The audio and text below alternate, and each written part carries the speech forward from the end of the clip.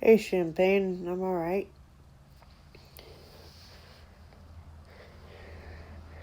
Doing something a little different tonight instead of reading cards.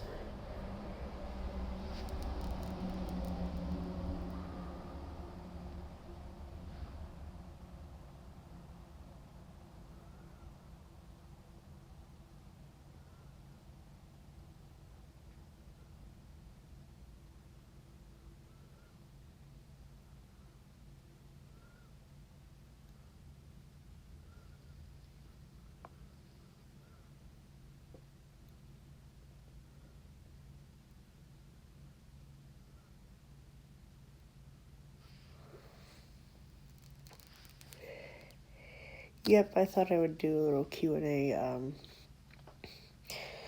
like if there's any channeling or questions people have about what are referred to as conspiracy theories. So, instead of pulling any cards, I was just going to talk about that stuff.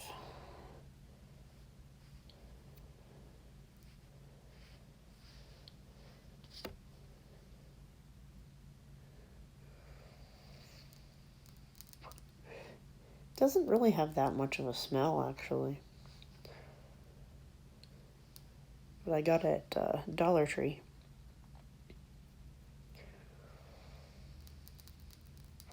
They also have some chakra candles. That's where I got the crown one on the left.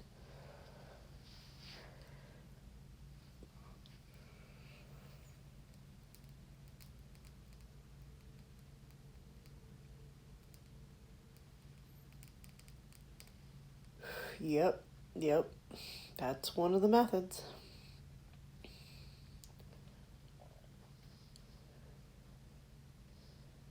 And sometimes it's real people behind it, sometimes it's entities that they create.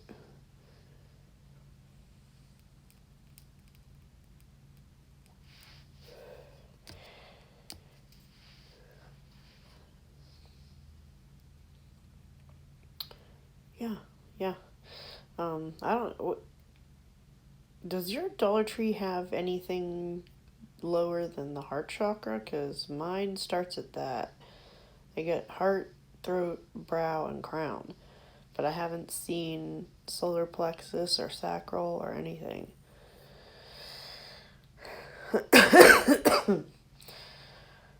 Local police depends on the area, and it's not all of them. It would be select ones that are infiltrated in the community, but there's all sorts of people involved in that, like everything from law enforcement, like CPS, CYS, judges, obviously politicians, all kinds of stuff.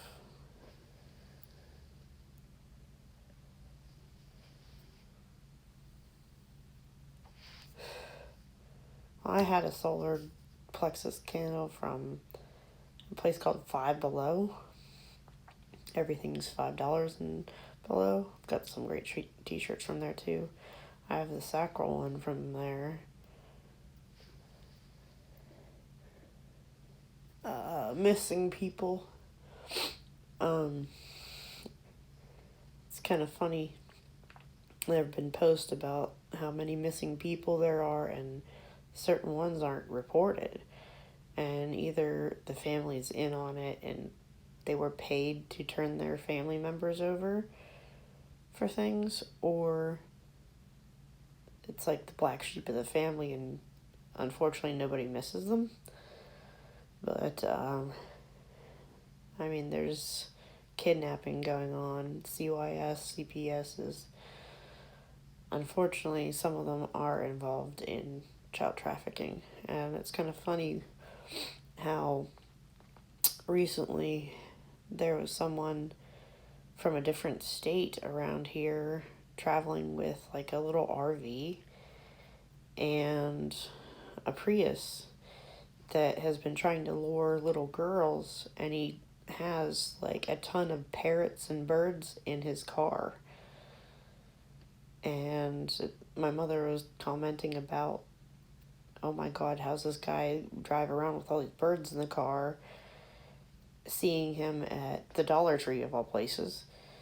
And then a couple days later, she saw a post about him on Facebook.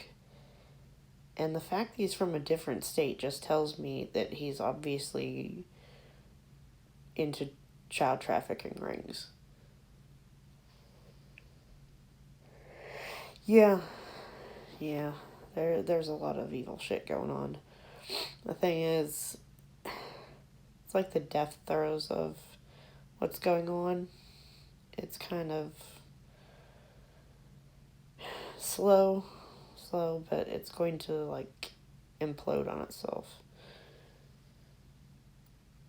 Oh yeah, the homeless. A lot of the homeless are actually veterans that need psychiatric care but aren't getting it. Drug addiction, I mean, the whole drug thing, they're involved in pushing the drugs, distributing the drugs. They don't actually want to end the drug problem, because then what would be their excuse for taking all this money for the war against drugs when it's actually going for other things? Yep, they hide them. Obviously, that goes on every level, from CPS, CYS, politicians, judges, law enforcement, etc.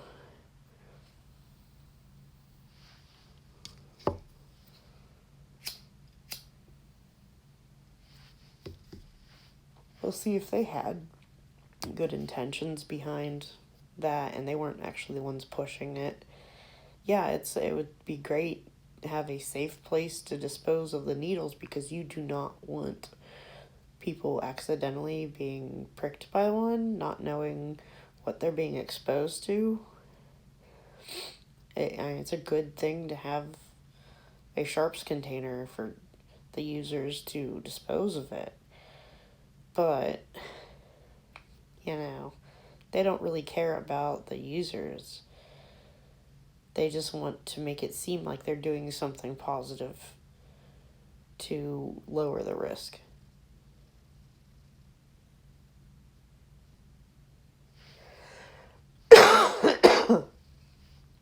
Where I live, there's a huge heroin problem.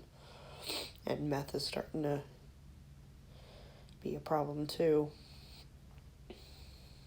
But the heroin problem has been huge here for, I think, over a decade. And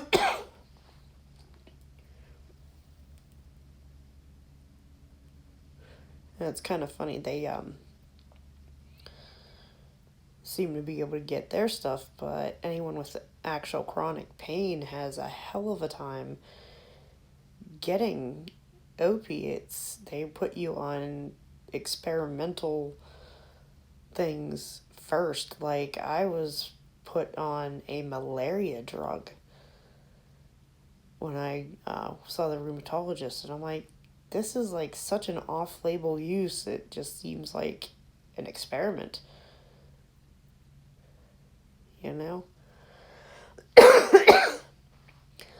But I actually never took any of it because something told me look up information on it, and aside from a bunch of side effects, I saw nothing in there where something that would help your body fight off malaria would help with rheumatoid arthritis, because most of the rheumatoid arthritis drugs suppress the immune system, because the chronic conditions like that, like rheumatoid arthritis, is an autoimmune disorder, which means your immune system is attacking the body. So suppressing the immune system reduces the attacks on your own body, which would reduce the pain. So why would something that is meant to boost your immune system to fight off malaria be used to fight rheumatoid arthritis? Seems a little backwards. But I can kind of get it, like if it's more of a homeopathic dose, which means like it's enough for your body to pick up on and overcompensate for, which is kind of the way your immune system works anyways. Like you're exposed to a small bit and that your body reacts. And homeopathic medicines work on very, very, very trace amounts of something that causes the same symptoms that you're trying to treat. Like, I used to take something for the cold sore virus herpes, and poison ivy gives the same symptoms as like shingles and that kind of stuff. So it had very trace amounts of poison ivy, which means the body thinks you're exposed to poison ivy, and what it does is overcompensates for what it detects in the system, so it actually suppresses anything that acts like poison ivy would.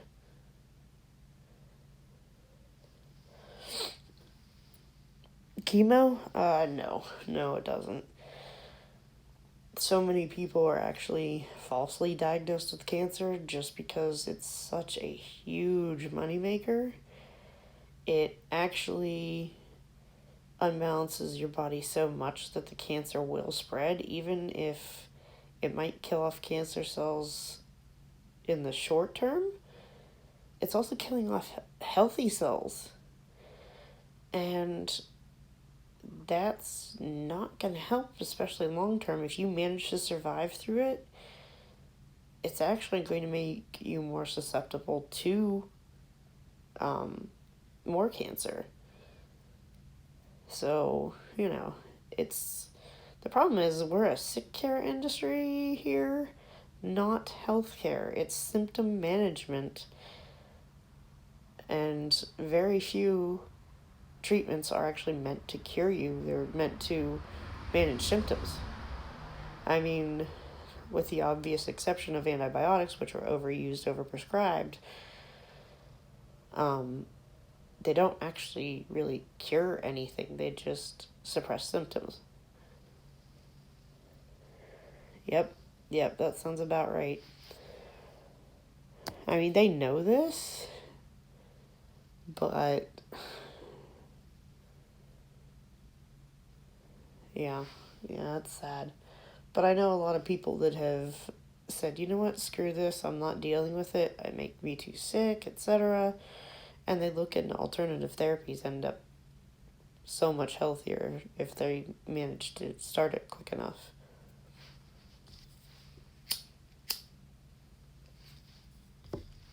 But yeah, there's so many toxins in our environment, air, water, food, vaccines. It's no wonder the cancer is so common, especially now in children. It's ridiculous. And we're so unbalanced that our body can't heal itself anymore. And, all that stuff about it can't survive in alkaline environment. You gotta do a lot of work to overcompensate for the toxins.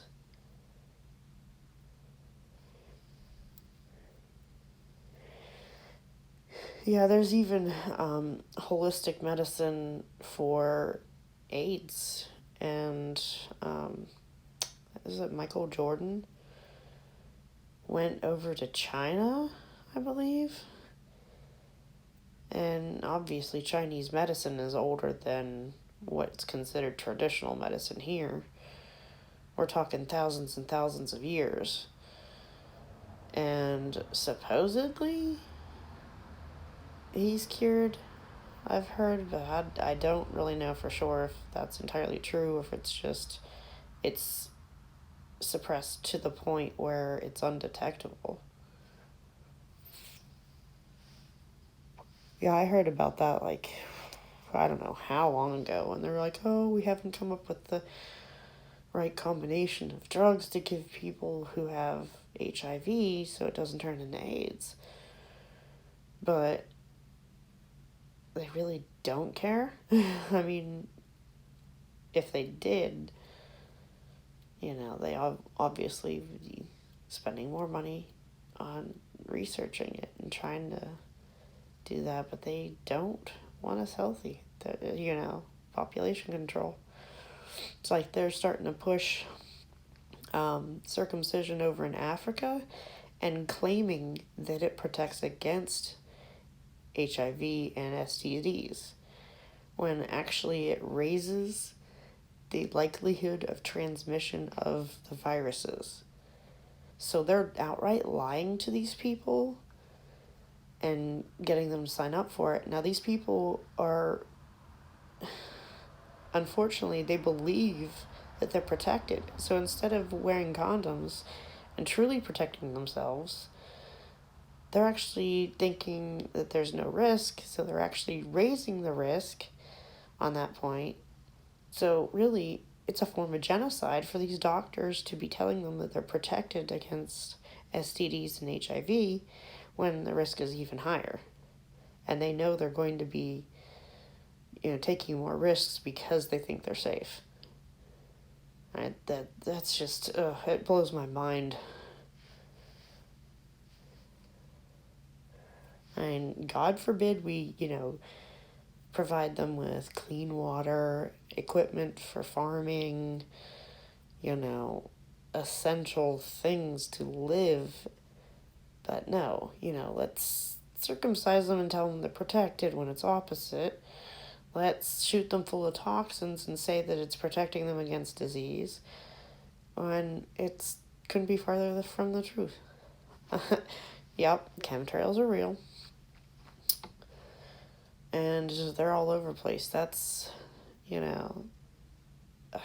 unfortunately, I had a video pulled supposedly over copyright issues because of the music, but I know it's because when it started raining one night, I was outside doing a ritual, burning a candle on the front porch, and it started to rain, and all the raindrops kept hitting the flame, and it would burn these weird colors. And I forget which weird chemicals were in it. I looked it up, and I was going to post something in the comments and tag it, and I, found out the video was removed, but I was going to list what each flame color meant about what was in the rain. And that's also how they seed storms. Like, I can tell the difference between a naturally occurring thunderstorm and one that is seeded with the weather control, because a naturally occurring storm will have the change in barometric pressure, which my body feels because of the arthritis, but the seeded storms will creep up on you, and they'll just be, it's nice and sunny one minute, the next second it's pouring down rain, and it doesn't smell good like the rain used to when I was a kid. Yeah, I've seen Hunger Games. I think I only saw the first one, though. But, one of many dystopian things that I have read or watched.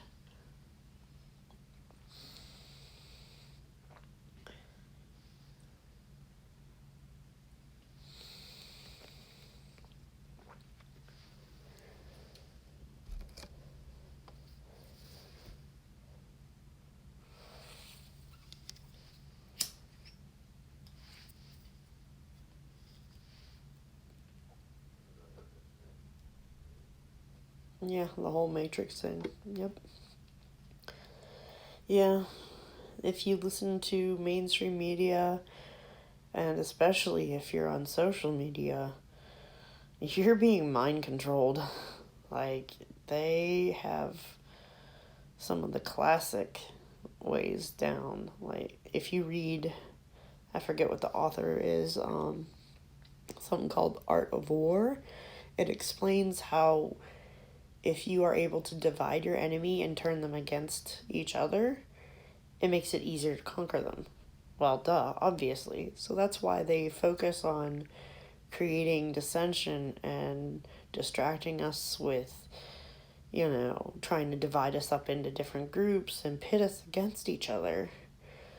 Like, the same newspaper in different neighborhoods will have the same subject, but the title and the tone of the article is completely different.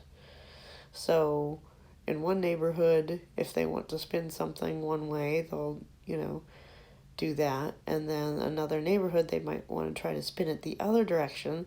So, you can take two of the same papers, different neighborhoods, compare it, and it's totally different.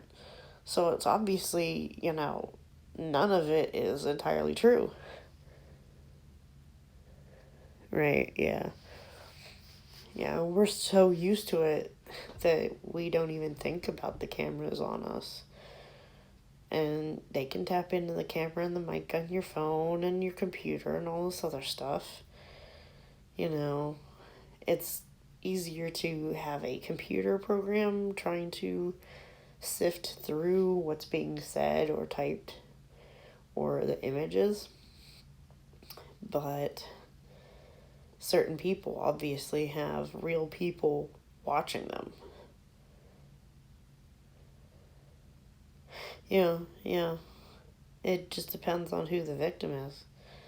Like, obviously, minorities, something bad could be happening to them. They won't do anything, but, you look funny at someone who's, if it's the WASP profile, then, even something stupid will end up being, a crime. Yeah. You either have the police that just want to watch everything fall apart, and then you have the ones that are on a power trip. And it's very, very hard to find a good police officer these days. Like, my dad was one, and he was the kind of cop that would, if he saw you on the side of the road, he'd help you change your tire, or he'd give you a little bit of gas to get you to the gas station if you ran out, or, stuff like that.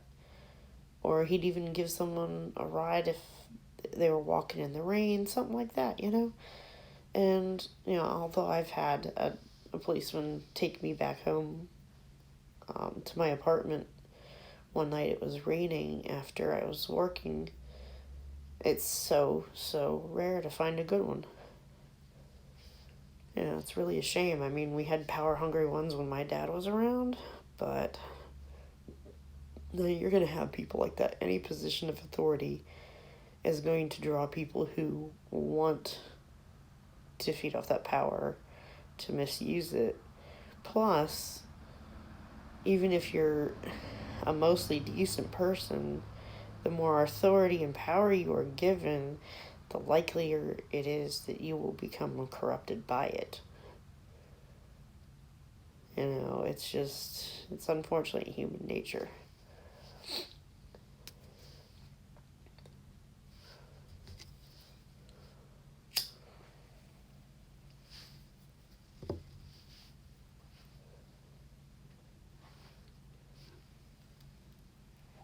Damn.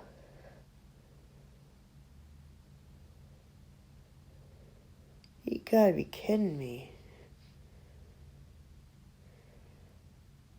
And another thing about that bystander effect, the more people that witness a crime, the less likely it's going to be reported, because everybody's thinking someone else will do it.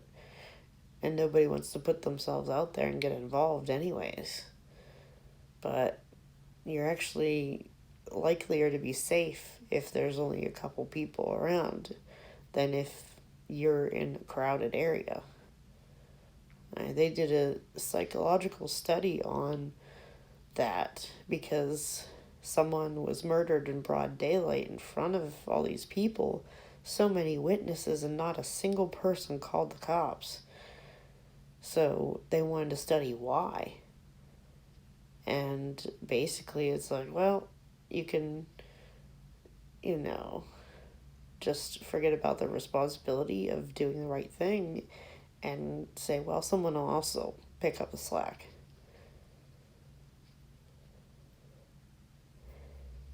Yep, yep, that happens.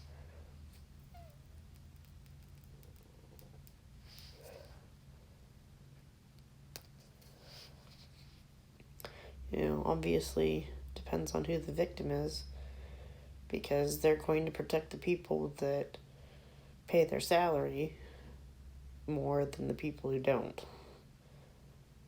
Shouldn't be like that, but that's how it is. So, I mean, obviously there's a lot of bias within the system. And even if there's a domestic violence report, they're going to assume that it's the guy abusing the woman when it can be the other way around. But they might blame the man and, think she was acting in self-defense when it's the other way around.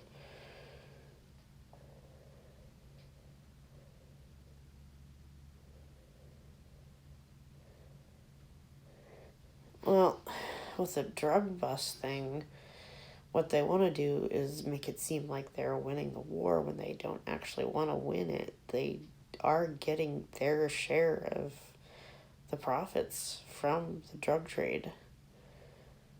So they only want to make it seem like they're enforcing the law and trying to clean things up. But, statistically speaking, there's more minorities in jail on the same thing that a white person could commit, and the discrepancy between the sentencing is just, it's staggering. It's ridiculous. Like, beyond the statistics of it's disproportionate how many minorities are thrown in jail over stuff versus, a white person getting away with it. Like, George Zimmerman murdered that kid. He got away with it. Rich white boys can rape and get slapped on the wrist, while a minority that has a tiny little bit of pot could end up in prison as if he murdered someone, like with a heavier sentence for that than someone who actually killed someone.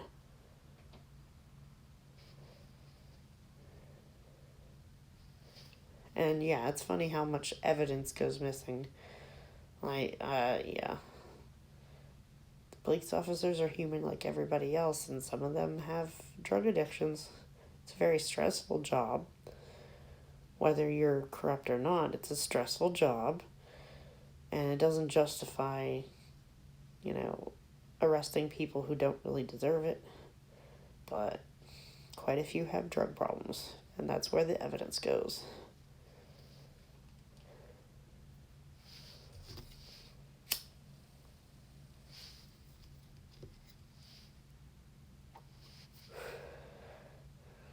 Yeah, this is kind of funny. A few times it's like, oh, rats destroyed the evidence.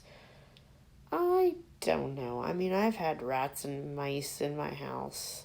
They weren't going after the pot. They were going after, like, cat food and stuff. They want protein, not to eat a plant that tastes funny to them. Unless they've developed a taste for it. I mean, yeah. You are an omnivore and a carnivore, and you have a choice between human garbage that might have meat in it, versus a plant that smells funny, tastes funny. What are you going to eat? Yeah, yeah. Yeah, they're definitely behind distribution. Like, when they developed LSD, they did that on purpose and started distributing it to see what would happen. And yeah, they were behind pushing LSD, even though it seemed like it was the whole hippie thing to do it. The irony is the people providing it were doing a social experiment on the people who used it. And it's informal. That way, they can't have their ethics called into question, because if you do an experiment, you have to petition certain groups to get it approved. If it's animal experimentation or if it's human, there's the Nuremberg Code. So, like, hey, so any sort of experiment has to follow the Nuremberg Code. So to get around that, they don't officialize these experiments that they do. They just do them. They don't apply to say, oh, we want to do this experiment. They just do it, and they still know how to read the information that they get, process all the data to make it make sense, to see what effect they're having, But it's just, there's a lot of social experimentation going on, especially Facebook. They even admitted to manipulating people's news feeds and tracking their reactions. Like, some people would get a huge influx of negative stories, and they would watch to see how depressed or angry or whatever that these people would get because of the newsfeed. Or vice versa, people that were given all these good news, happy stories, positive stuff, how they would react. And there was a significant difference.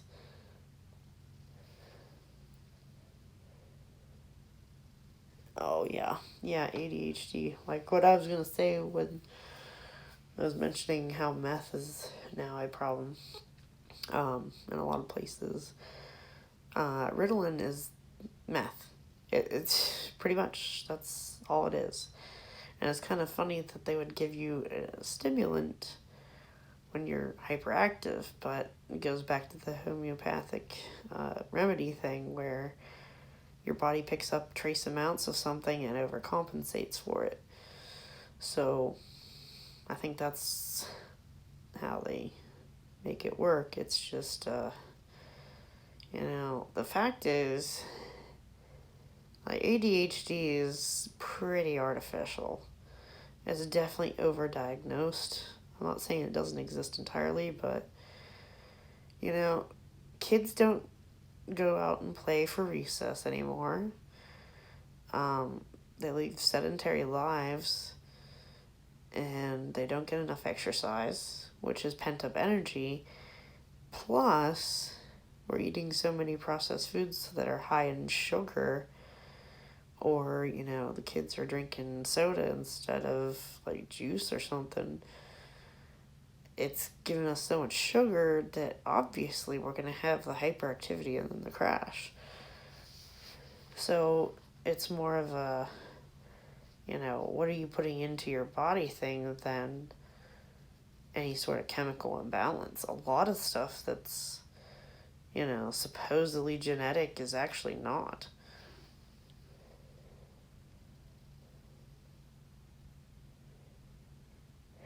Do not let them pressure you.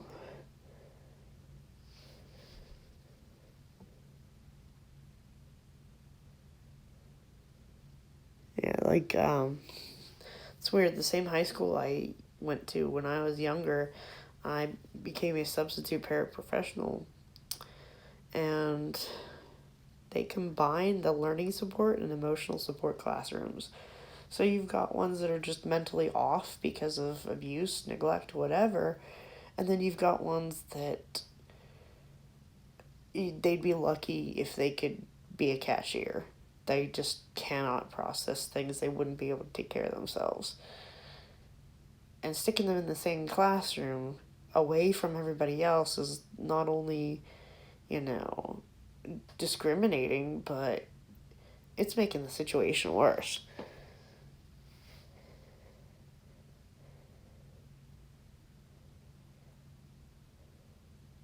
Wow. Yeah, yeah.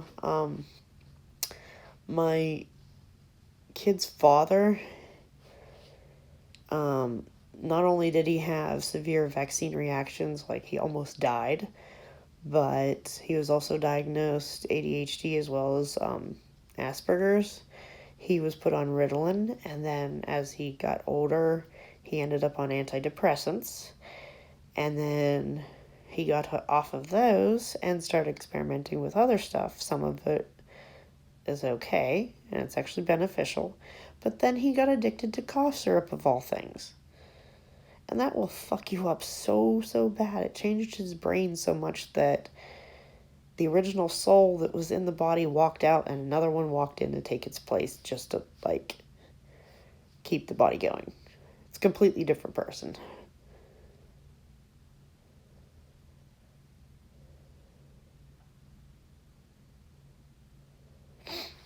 Like, yeah, I mean, they obviously get quite a bit of money.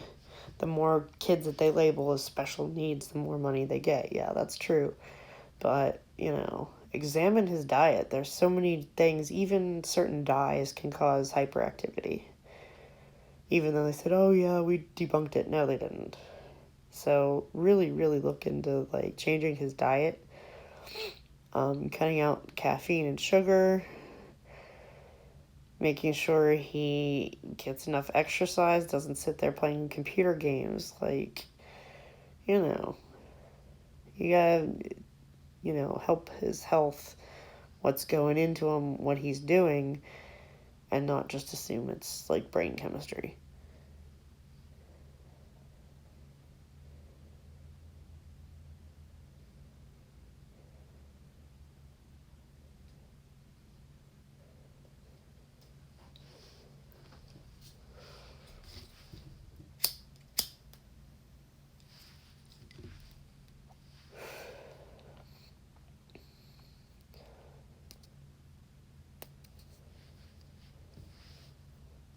A lot of things are overdiagnosed. A lot. Especially anything that has something to do with the school. And then you see all these drug-free zone signs all over school campus. Meanwhile, you've got kids on Ritalin, you've got kids on antidepressants, you've got kids on all kinds of stuff, and they call it a drug-free zone.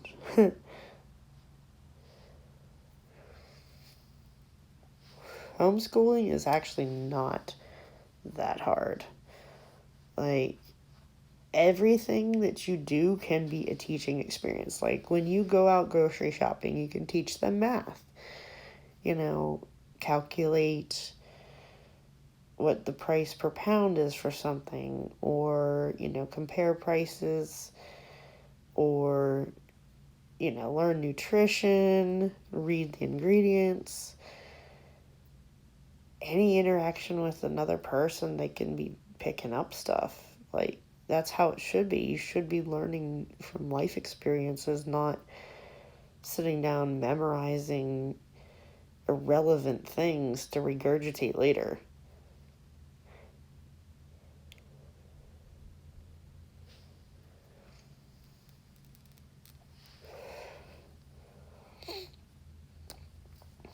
My spiritual mentor homeschooled most of her kids up until high school age because I don't think she finished high school.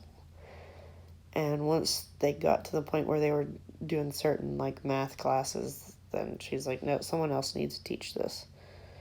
So, it can be done. She had 7 boys.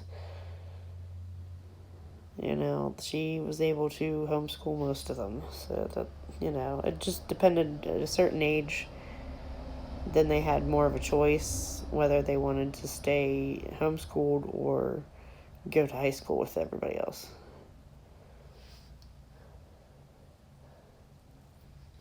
But I forget what it is. K-12, I think, is the program. And it's all computerized. So if you have a computer and can do it that way, yeah, that would be so much better for both of you.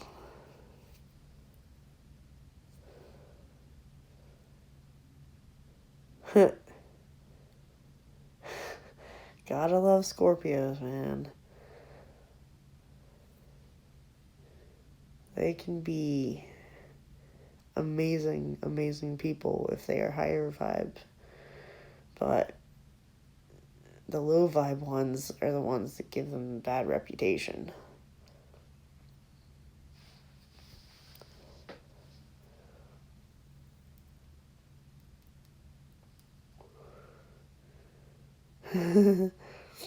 That's funny. My my adopted mother's a Virgo. I've got Saturn retrograde in Virgo. So, like at work, my Virgo side comes out. It's so funny. Like I get OCD at work, but at home a slob. Yeah, even though I'm like a Capricorn, my Saturn placement seems to kick in because it's like first and second house. And I have a Leo moon and rising, so that's always at odds with my sun and Mars. It's like if I get upset at work, I'm like, no, I don't want to be upset, which makes me more upset. It's stupid.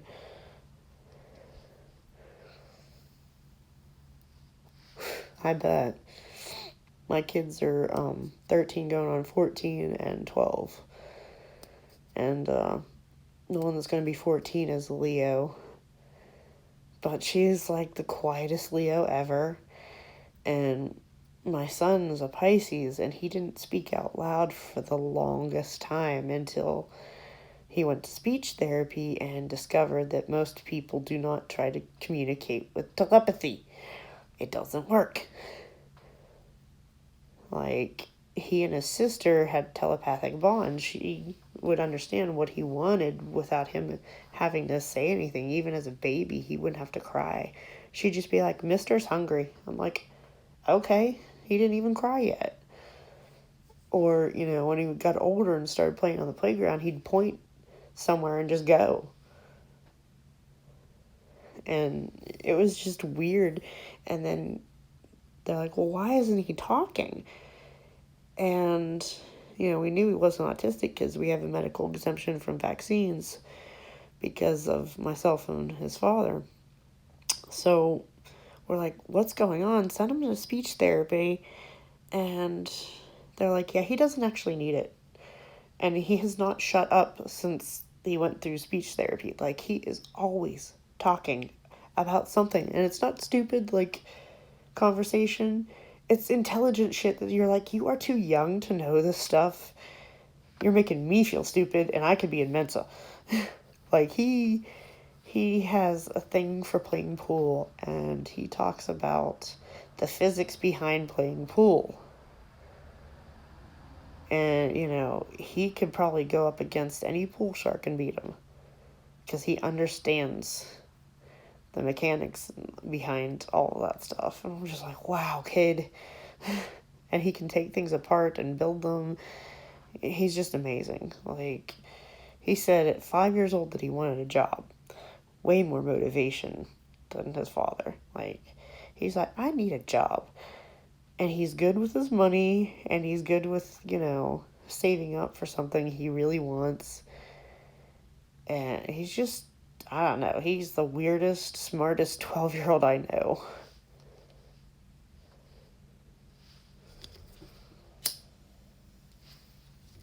And my daughter's smart too. She's quiet, but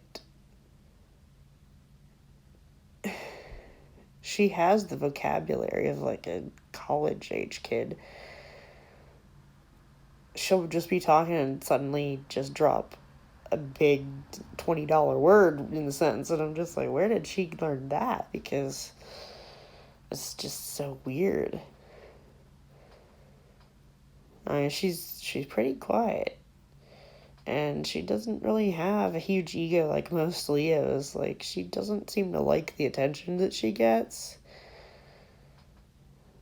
Like, she got a lot of attention in kindergarten when they did the Valentine's Day stuff, and she was just kind of like, yeah, I don't really want all this attention, and she's not much of a Leo, really. She doesn't come off as a Leo.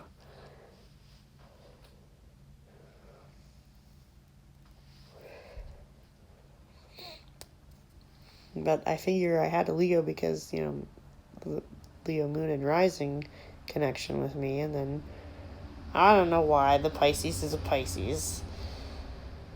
That's like 7th, 8th house for me. Most of my houses are split between two signs, so it's just kind of weird.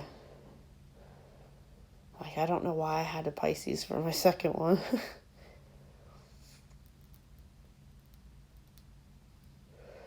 But I don't know if you go by the houses, like 5th house is the first one. Well, no, I had the opposite sign.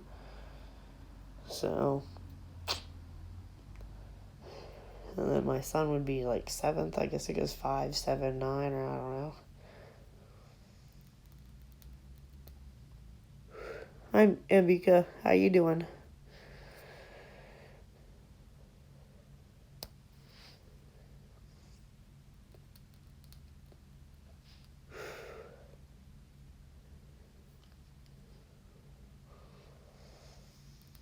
Doing any readings tonight, just talking about random things. Started out with conspiracy theories. Now apparently we're talking about kids.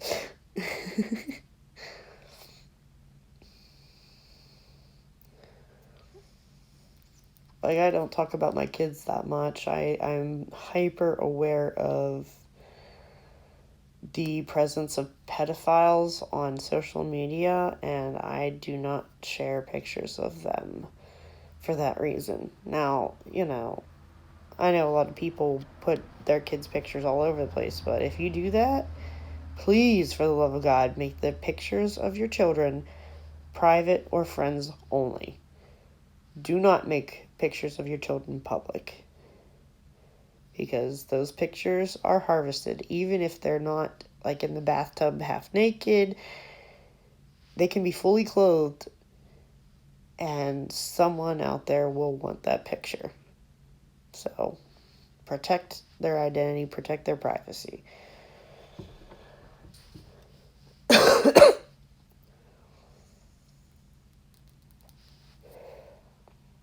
It's funny because, with certain subjects of my activism, I'm against mandatory vaccines. I don't care if you want to get it. If you want to pump yourself or your kids through with toxins, that's whatever. The risk you're willing to take, but I am absolutely opposed to mandatory because it's so risky. And I'm an intactivist, which means against circumcision, because it's hugely painful and traumatic. But these people that, are saying, oh no, we should be forced to do the shots, or, it's none of your damn business if I want to traumatize my child and sexually abuse them with a knife. They'll say, well, you don't even have kids, so what the hell does your opinion matter? Like, I'm like, yeah, just because I don't slather my whole page with pictures of them doesn't mean I don't have them.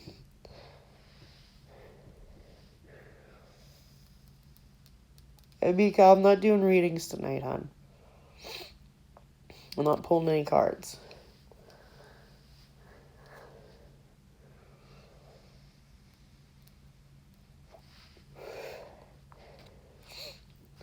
Yeah, I deleted my Facebook.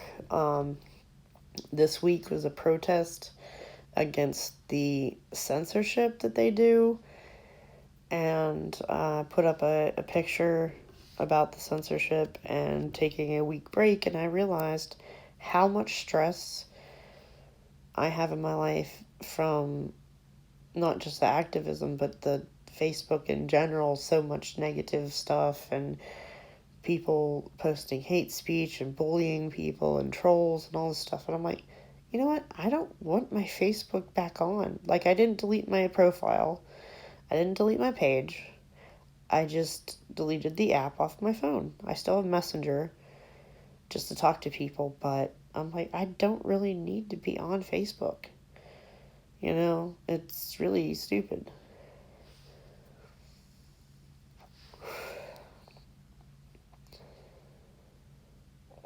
Well, a lot of my friends are very much against abortion. I can see both sides of it. And, you know, I don't think it should be used as a form of birth control, and I don't think it actually is, as much as some people like to say it is. But I think a lot of the problem is we don't have proper sex education in this country. Plus, we have higher rates of rape because, you know, that goes back to the circumcision thing. Men who are circumcised are likelier to be aggressive and disrespect the body autonomy of others because of the trauma and the brain damage done. But if you look at the places that have higher rates of circumcision, there's higher rates of rape and murder. Anyways, you know, if we had less of a problem with rape, if we didn't have people that were misinformed about sex because of lack of education, I don't think there would be as many. But, you know, if someone was raped or a victim of incest, it's more of a matter of what's going to do them the most harm, because it's not right to force them to carry it. I'm not saying it's right to kill anyone, except for in self-defense. And then if you take the self-defense stance, you can argue that your mental state, you know, is being attacked by being forced to carry a child you don't want, and that child will be neglected or abused more likely than one that, you know, they weren't traumatized and forced to carry. Like, they won't take care of themselves. They'll try to sabotage the pregnancy, you know? That happens. And yet some, they decide, you know, the child is a blessing despite how they were conceived.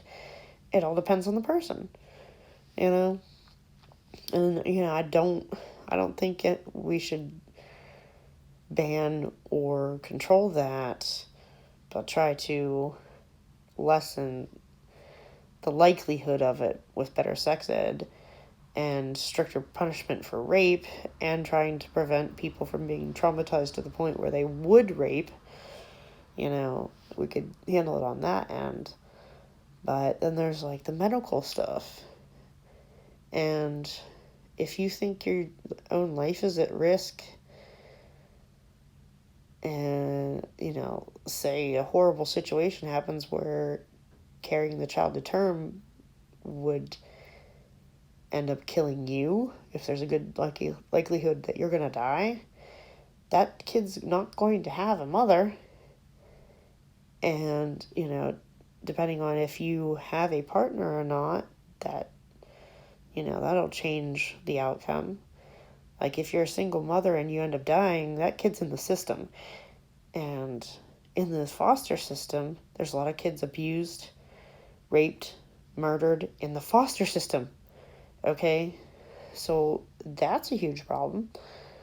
Now, even if you were married and your partner ends up being a single parent because you die, that's a huge burden on them. You know, not only can they not take time to grieve over your loss, that, you know, they have to step up and take this responsibility. They might even blame the child, you know, and take it out on them.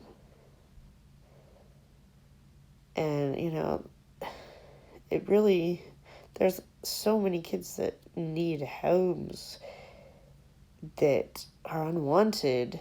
It's like, if you really, really, really want to be pro-life, why don't you, if you can't adopt a child, at least, foster one or something. And don't try to, like, guilt trip people for making a decision you don't agree with. And, another issue with that is the subjugation of women.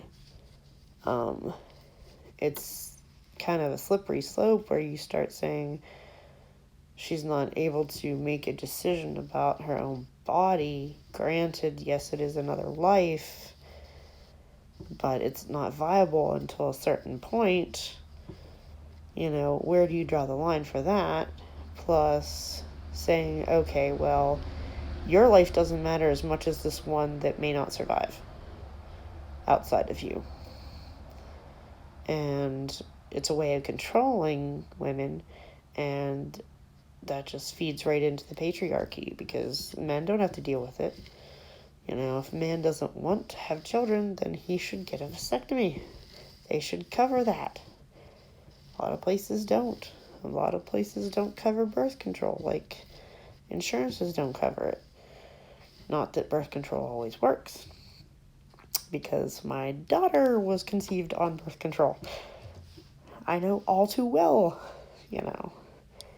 And maybe, if I had known how things were going to turn out with my own health and how my partner went off the deep end mentally and all the crazy shit that happened regarding the kids, I may have decided not to have kids with him. I mean, I love them. I don't regret having them, but I may have made a different decision if I had known the outcomes of certain things, So I can't judge someone that would have made a different choice in the same position. I'm glad I didn't know about that. But, I would never, ever, ever judge someone that would make a different decision. And I don't think it's right to take that choice away, especially when, if you're determined, you will find a way, and that's actually a higher risk for yourself. So, as much as I believe in not harming others, sometimes it's a really hard dilemma. It's a catch-22 with, saving one person is going to risk someone else. What do you do? That's like a medical ethics thing. So, nobody should be forced to put themselves at risk in order to benefit someone else. And that applies to many, many things. Organ donation, being forced to get a vaccine because of the myth of herd immunity. Yeah, it's not a thing. It only applies to natural immunity. But, like saying, oh, you should get your shots to protect other people. It's like saying, well, you should build a fence so that I don't get robbed. It's like, why would it matter if your neighbor has a fence? Okay, your neighbor having a fence will protect them from getting robbed. It's not going to protect anyone else from getting robbed. It's just a logical fallacy.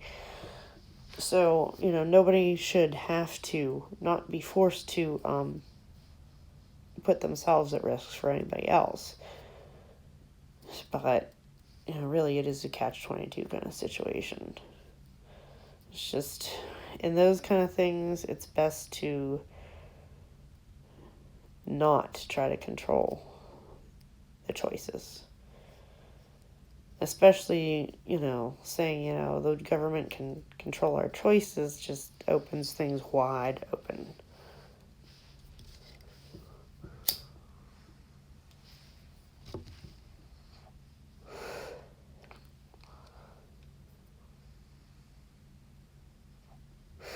So how's my cherry tonight? I tried to send you a link, but it said you weren't accepting messages. Hi, Pam Bam.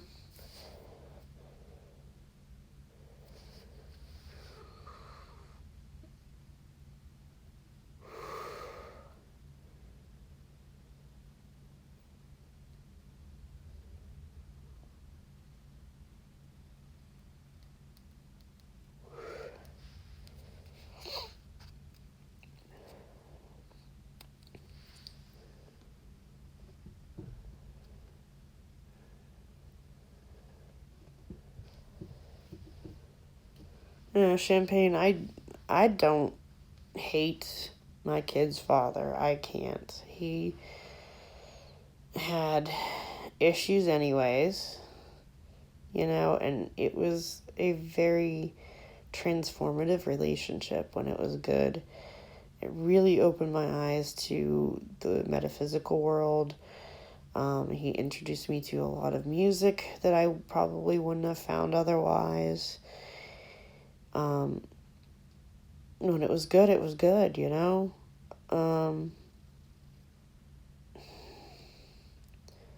It's just, like I said, the soul that I fell in love with, the soul that I had children with, left the body and was replaced by someone else. The kids, I think, sense that. So, I don't know. I don't have any hatred. Like, I got over the fact that he was still hung up on his first girlfriend who didn't want children and all that and all the weird shit he did. I know it was because he had brain damage from many sources, so don't hold it against him. Like, I can't hate him. Like, he went through a lot of shit himself, and that's just what happened. Like, he fell apart mentally, and I can't hate someone for that. Yeah, he made some bad choices, but we all do. Oh, jeez. Yeah, I did that because I don't think I'm gonna go back on Facebook. Like, I'm gonna keep Messenger, but the news feed is just too stressful.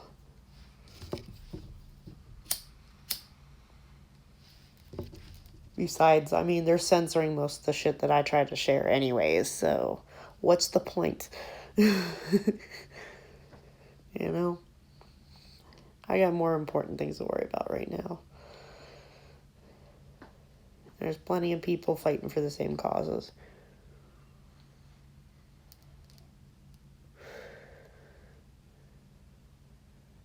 Yeah. You're right. I mean, obviously the DNA is a thing, and certain gifts are genetic, and they would be different kids if they were from someone else. But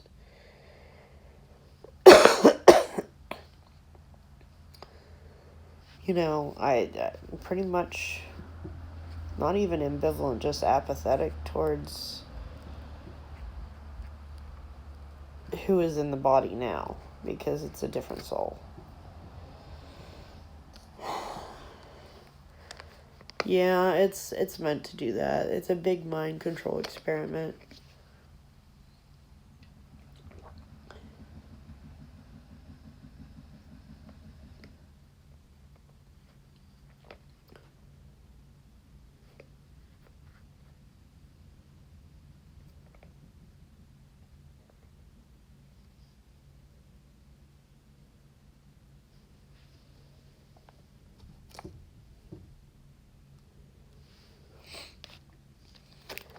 Oh, weird.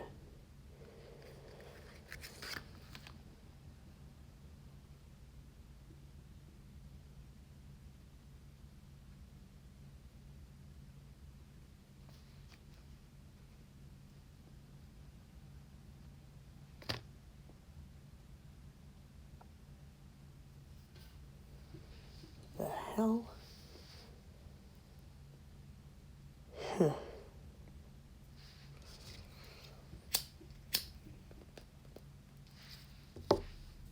I've had enough weird from outside for one night, thank you.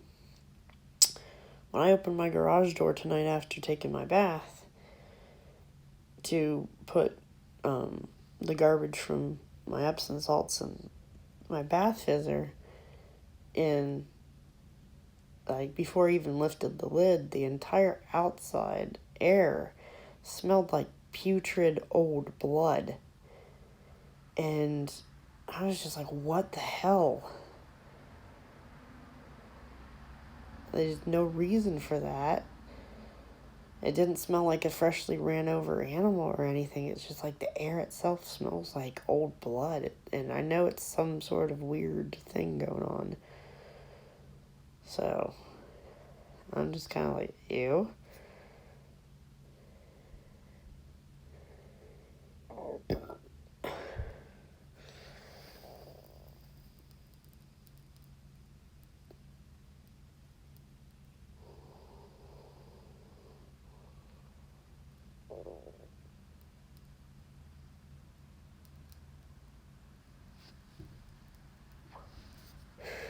Yeah, I'm kind of to the point where I don't want to know what weird shit's going on. But yeah, I definitely threw up some protection. Whoopsies. Oh, come on, really?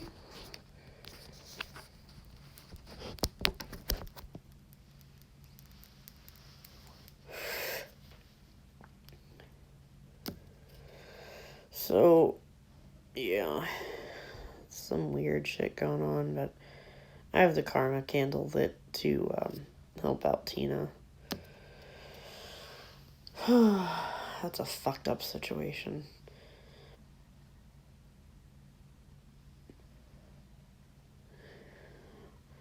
What?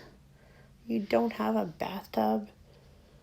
You could always get one of those really deep dish pans that they sell, or like a big at least 6-inch deep Rubbermaid container, and put really hot water in there and mix it in there and just soak your feet. That always works. I mean, at least it'll reach something. You will absorb the magnesium and stuff from there. Like, they don't even understand how Epsom salts works. I was watching a video on, or was it a video? Either I was reading something or I watched a video. Like, we don't know how it works, but they did an experiment, and somehow we absorb the magnesium despite, like, the barrier that the skin provides and the molecular size of the magnesium versus the pores in your skin, and all the scientific stuff says that it shouldn't work, and yet it does. Like, maybe you just don't need to figure out how, just accept the fact it does work. Like, they checked magnesium levels in the blood and the urine of people after they did Epsom salts baths. And even though the science says it shouldn't have any effect, it did. So obviously the scientists are missing some sort of factor, you know. So I mean, I know it works. Even if it was the placebo effect, it still works.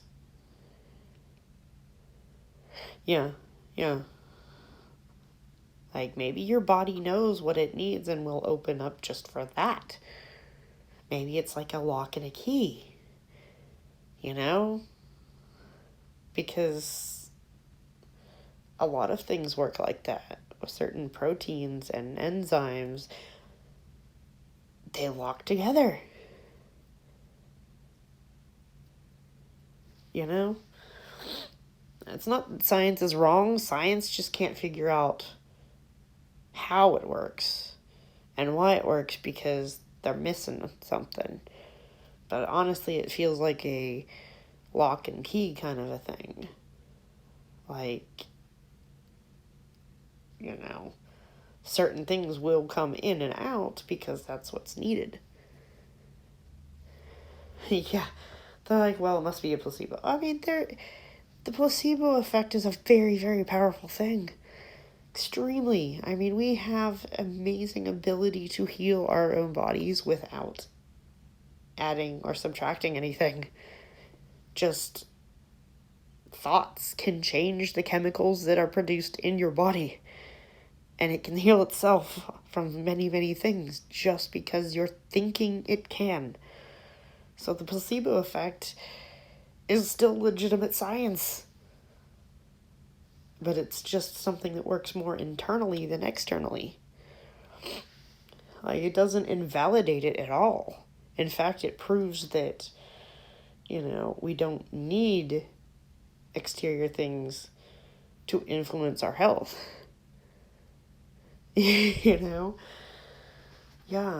it's pretty amazing. Like that thing about the experiment where forcing a smile will actually make you happy.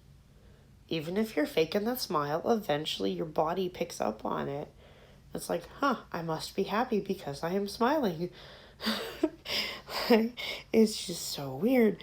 Like, if you say, I'm never going to get better, it's, your attitude doesn't matter when you have chronic issues. Like, if you're stressed out and you're focusing on the negative shit, it's going to get worse. Imagine that. And the mind is so much more powerful than we give it credit for.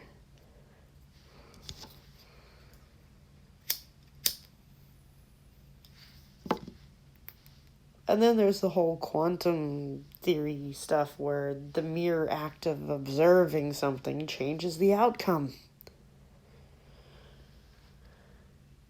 It's like, well, holy shit, nothing is as, cut and dry as it seems. The love-hate experiment, apples, plants, or food. Yeah, and the water experiment, they tried to say, that isn't valid. It is. It's valid. It's perfectly valid, even though I think his methods were not exact. But the molecular structure of water changing, it's just amazing. Like, it might be chemically the same damn thing, but the way that the molecules align themselves changes how it would interact with anything else. It's amazing stuff.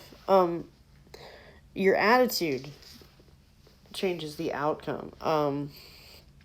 Or the mere act of observing a phenomenon affects the outcome of the phenomenon. That's the theory behind, was it quantum mechanics or quantum, yeah. Like, quantum theory is like,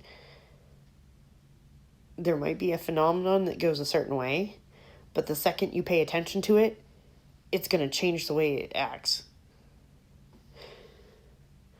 It's like how someone acts if they think they're not being watched versus how they act when they know they're being watched. So you're expecting to see a certain outcome for a certain phenomenon actually affects it and makes it fit your expectations by merely observing it and focusing on that. It's like, what?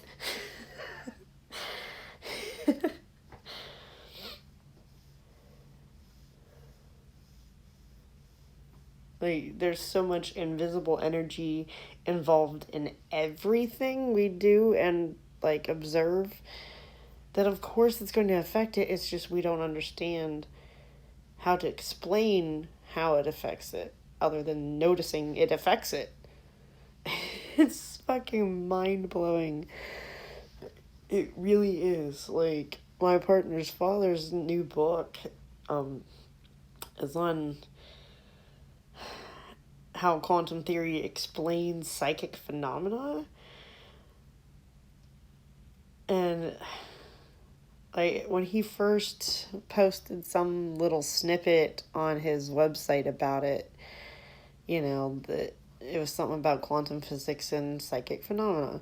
And then he took it down. Obviously, they didn't want him leaking that information, and then it's back up.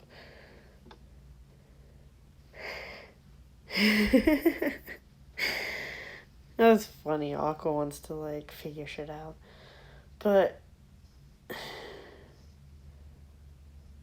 like, yeah, it's weird. Like, think about if you go in a store and there's no security cameras, some people will behave differently knowing there's no security cameras. And some people will, might act the same way. But a lot of people will change the way they behave if they know someone's watching them. So apply that to literally everything.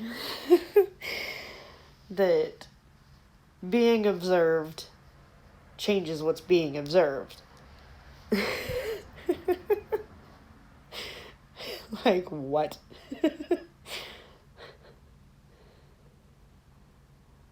It kind of also ties in with that if a tree falls in the forest and no one is around, does it make a sound?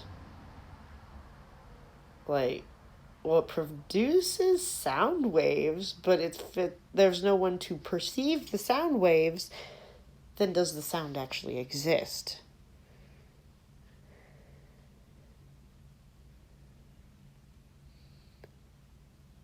Yeah, it's funny you mentioned that. My spiritual mentor has actually assisted police in contacting spirits that were murdered or locating things. And yeah, remote viewing, the military uses it, even though they said they stopped. Why would they stop something that works? Duh. The police use psychics. The government had this, a psychic that made a lot of predictions. She did pass away. But yeah, it's like something they don't really discuss, and they try to say that they don't, but they actually do consult psychics, because there are certain things that you just can't do with, the accepted basic sciences.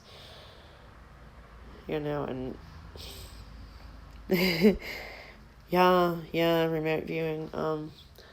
Men who stare at goats. I actually haven't watched the video, and it's funny, it took me a while to find it, and I had in the back of my mind that I was going to find it eventually, which I will. I'm a finder. If something can be found, I will find it. Like, perfect strangers can ask me where their keys are, and I'll tell them exactly where it is because I get a picture. Or someone will say, I'm looking for this thing that I haven't been able to find. Like in the thrift store, my friend was like, what was it, Rainbow Bright or something? She wanted a Rainbow Bright. I went like right to one of the toy bins and found a Rainbow Bright within a few minutes. And she's just like, how the fuck do you do that? Or like, I had people that would take me grocery shopping when I didn't have a car, and they'd walk past something in an aisle that was out of place, and it would be something they forgot that they needed. Like, they forgot to put it on their shopping list, but they needed that thing, and it was there, out of place, so they would notice it.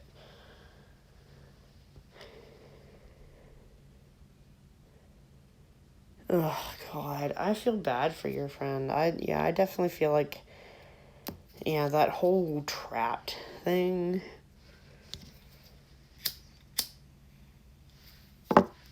Pam, if they taught that in schools, people would actually be awake and aware of the mind control that's going on. We can't have that. Oh, yeah. My mentor was actually quote unquote diagnosed schizophrenic because she's a medium. Like, hey, cool, you can cash your little disability check for being supposedly schizo. That's perfectly fine, but we know you're not actually schizo.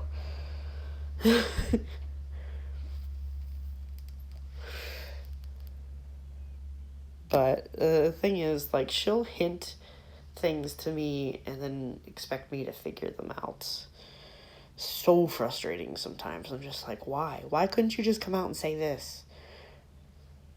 You know, I had to give different motivations for what she wanted me to do. You know, yeah, I'm stubborn and I would probably have objected to certain things.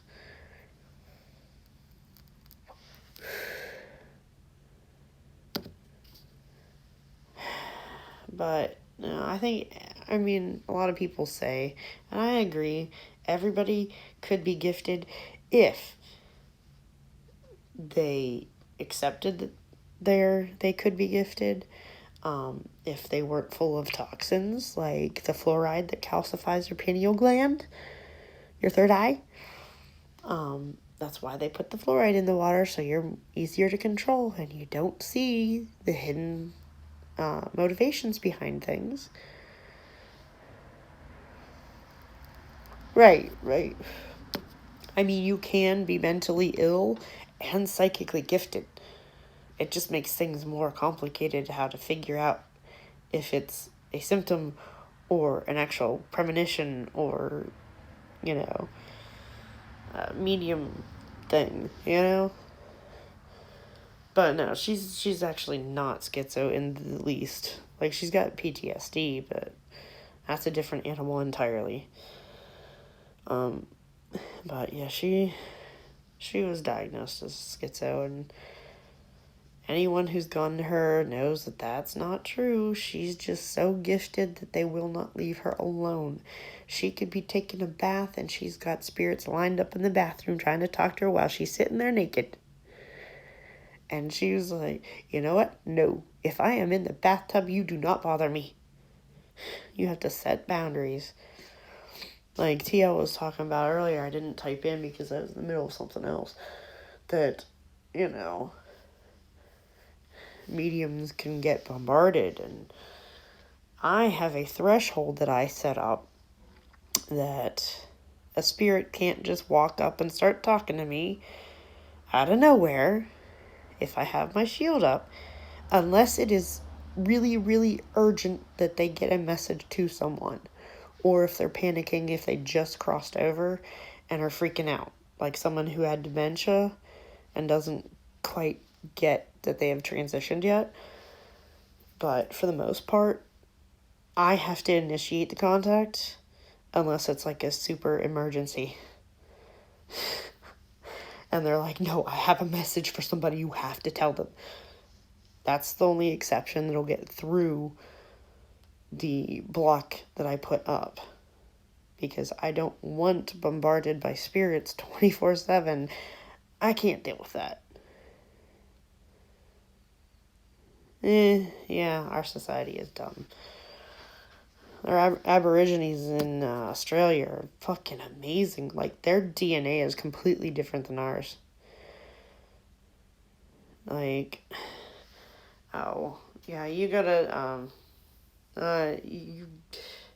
I still say you need Galena. Because I was gonna look up a list and like copy and paste a list of things that you could pick up.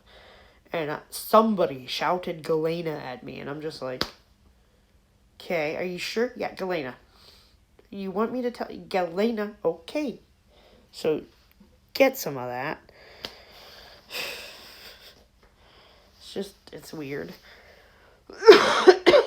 that they would insist on that specific one.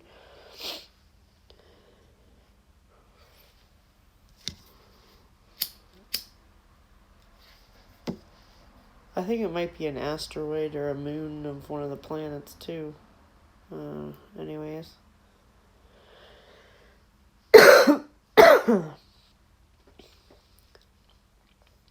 Yeah, you gotta put up psychic shields. Yeah, I definitely, I was like, I am not dealing with this 24/7.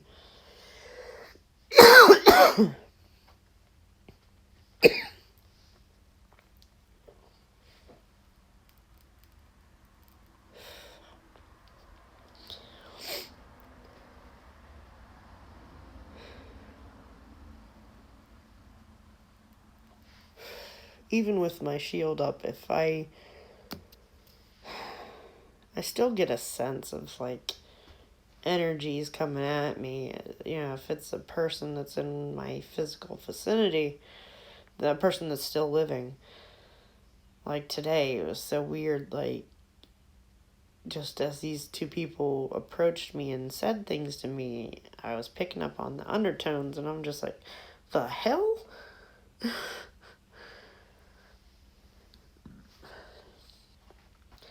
Like, even though they didn't give any outside indication or body language that would make me think that, it's just the energy itself was just like, oh, so that's why you're saying these things to me.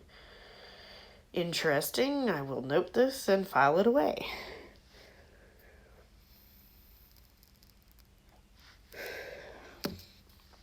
Yeah, I just can't be like my mentor because, I have a 3D job and enough things that I need to worry about for myself that I don't need to have them lining up and bugging me when I'm trying to take a bath or, trying to sleep and all this other shit. And half the time, if enough of them are around, it interferes with all kinds of other things. And, my electronics can't handle that much activity when I myself feed off the electricity quite a bit.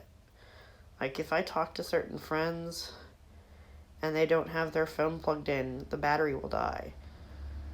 And I go through chargers, like, it makes it seem like I am sticking them under the lawnmower and running them over for how quickly I go through them and wear them out.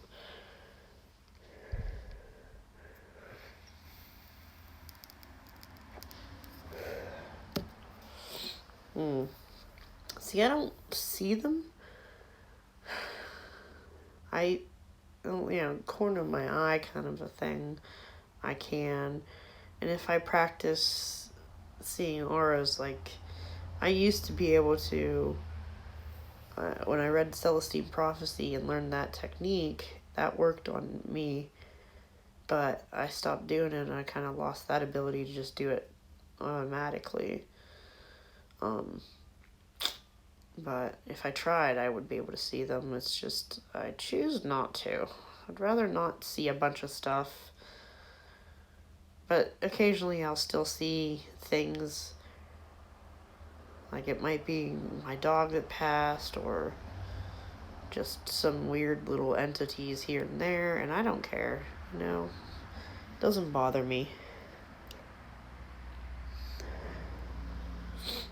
I used to have fairies all over the place in the one house that my cat would act like he was chasing a moth or something, and nothing was visible to the naked eye. And I knew he was chasing fairies. It was funny. So I would have a tendency of like leaving my stones out or leaving some pennies out. They really like pennies. Like, if you drop pocket change on the floor, that usually distracts them enough and they won't take things. But they might take the money, but they like shiny stuff. So, like, if you have crystals or loose change laying around, the fairies are going to be attracted to that. So, that reminds me, I gotta plant my fairy garden. I bought a bunch of miniature plants and a planter. I gotta get them in. And then put a few crystals and bury some pennies and stuff, maybe. Or maybe use pennies as like paving stones, maybe, to make it look like a little miniature path. I don't know. But I definitely need some fairies around here to keep the energy feeling a little brighter.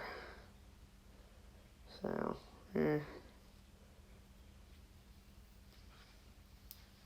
They could be brats like Tinkerbell, but they're good to have around.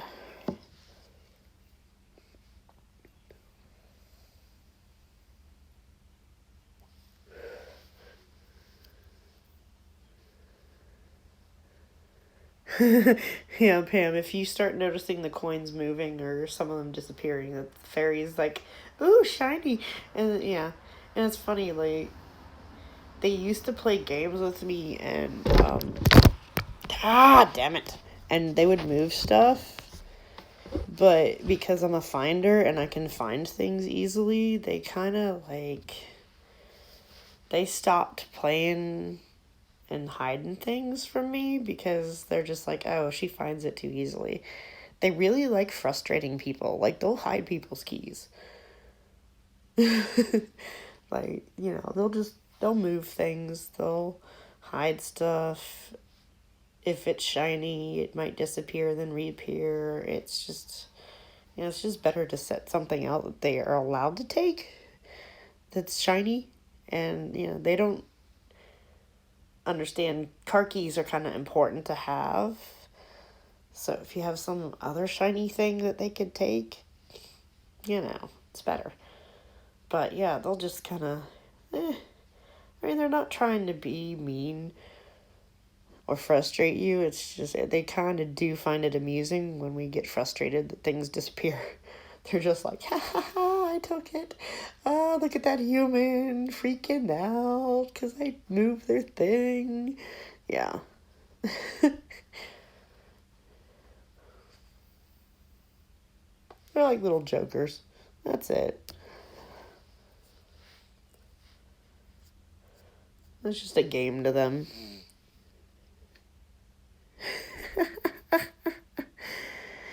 Yeah, that was probably them. They're just like, hell, let's move her glasses.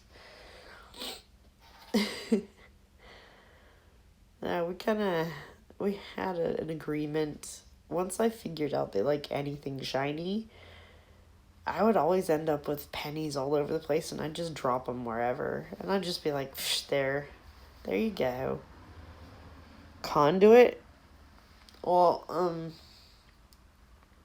it's a pathway.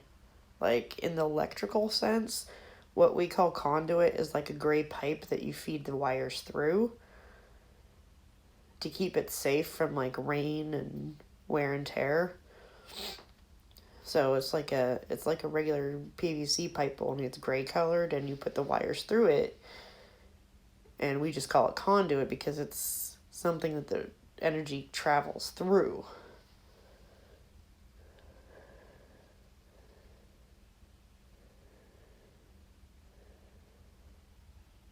Yeah. Using you as a conduit, it's like opening yourself up to convey the message. But have you ever seen the movie Ghost? It's got Whoopi Goldberg in it. This guy gets killed by a mugger, and his girlfriend goes to a psychic who is played by Whoopi Goldberg, and Whoopi becomes him in a spiritual sense. Like, her soul moves over and makes space. This is the only way I can explain it. Where he inhabits her body and sounds like her voice changes to his voice. And they kind of use some weird effects to make it seem like that. But yeah, I understand. Sometimes being a medium, you end up with a spirit inside your body, running your body, because they miss having a body and think that's the easiest way of communicating.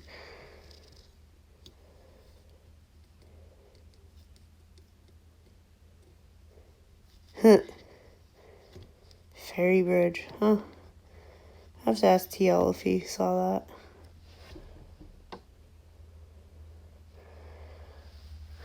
But yeah, if you leave yourself open to spirits, it doesn't matter what their intentions are. If they can weasel their way in, they will.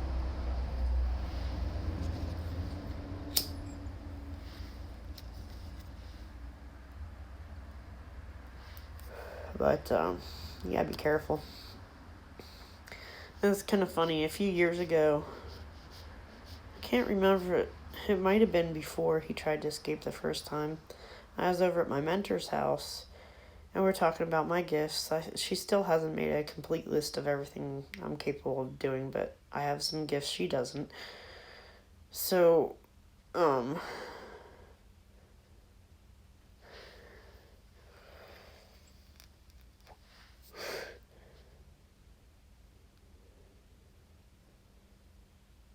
what did you say? It was about, oh, the ghost possession. It's kind of funny. Some modern Christians think that past spirits are demonic and that kind of nonsense. I mean, if it's a spirit and you trust them, it's okay to let them come through like that. It's going to drain your energy more because of the shift. But, yeah, opening yourself up to be a medium, it's really, really draining, more so than just being an empath, because they're accessing your body. But yeah, I was at my mentor's house, and she was talking about me being able to do that, and because I can remote view in astral travel, I can pop out my body and energetically be in a certain place. I would often travel to see him and vice versa. And then we both got the idea, well, since we're both able to be a medium, why can't we just swap bodies? Yeah, the Freaky Friday kind of thing. It was the most bizarre sensation. Like, I could feel him in my body, and it felt like I got taller and obviously grew an extra limb. And like my voice changed, and like my perspective of the world changed through my eyes. Even though like my spirit was in his body and vice versa, like it was the weirdest thing. And when we did that, she was just like, she was smirking. She was just like, isn't that cool that you can do that? I'm just like it was kind of disturbing to swap bodies for a minute. Like, it didn't last that long. It was just like, hey, let's see if we can do this. Like, I've entered his body and looked through his eyes before. Like, I don't know if it's considered a form of remote viewing or not if you're entering someone else's body to look through it. But, like, if I was outside his body, I would not be able to see what was on a computer screen or on a piece of paper or anything like it. It was just, I could see the shape of the paper, or I could see the computer screen was on, but the content was not visible. So if I wanted to read or see something that he was able to read or see, I would have to weasel my way into his body and look out through his eyes. So I don't know what that actually is considered, like mediumship or psychic or remote viewing or whatever it is, but it was weird.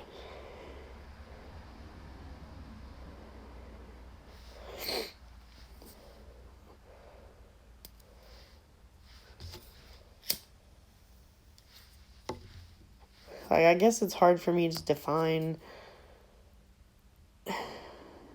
each thing that I can do as a specific gift because I'm so used to everything tying together. Like, I didn't realize remote viewing and astral travel is two completely different things. In one way, you're only seeing with your third eye, and the other way, you're actually energetically there in that spot. But for me, they're completely tied together. Other people call it bilocation because your body's in one spot, your soul's in another.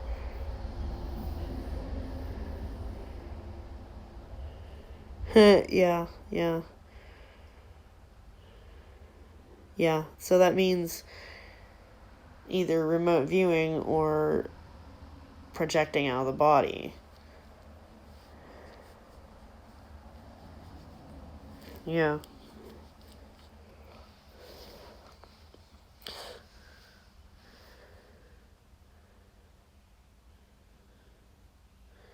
And think maybe the ability to be an empath and the ability to be a medium is like the same gift, but on a continuum.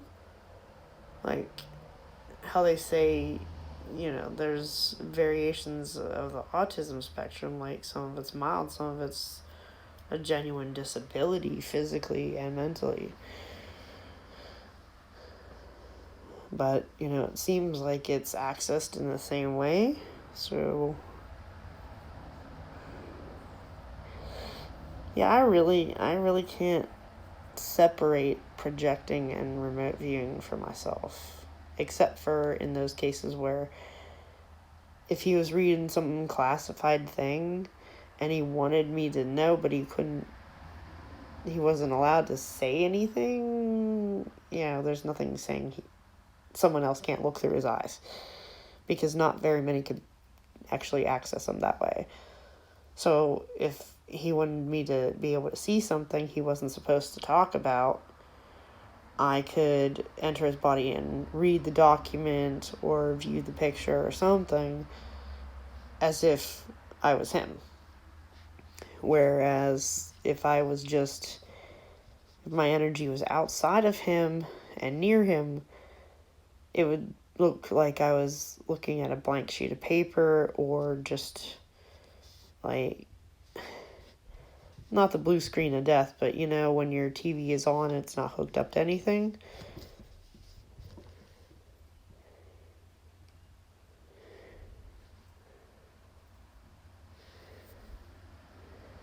Huh.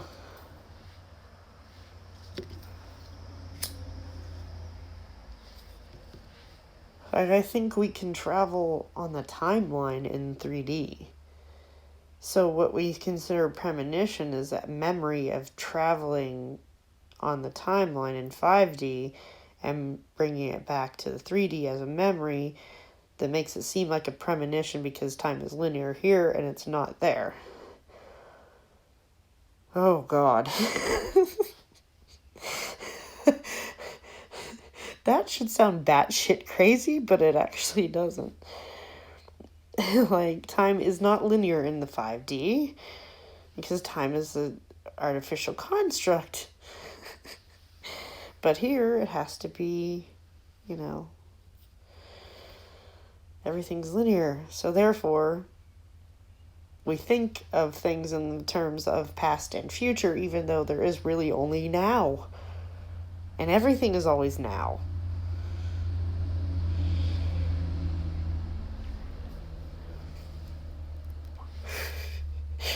Jason's like, are you high or something?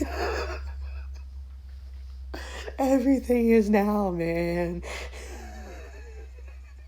Time's an illusion, bro.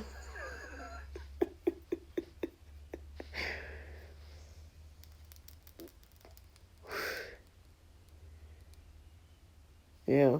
Yeah, I mean, like, entities can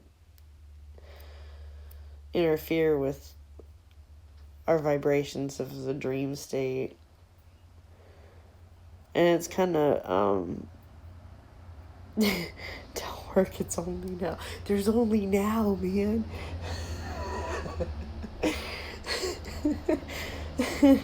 Oh my God.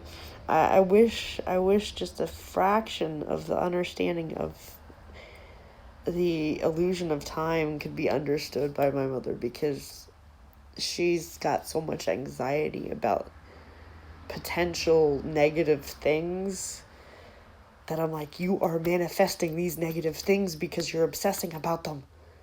And then she sees it as she was right all along because she's a narcissist, instead of being like, oh, she's right. I manifested this negative thing because I was obsessing about it.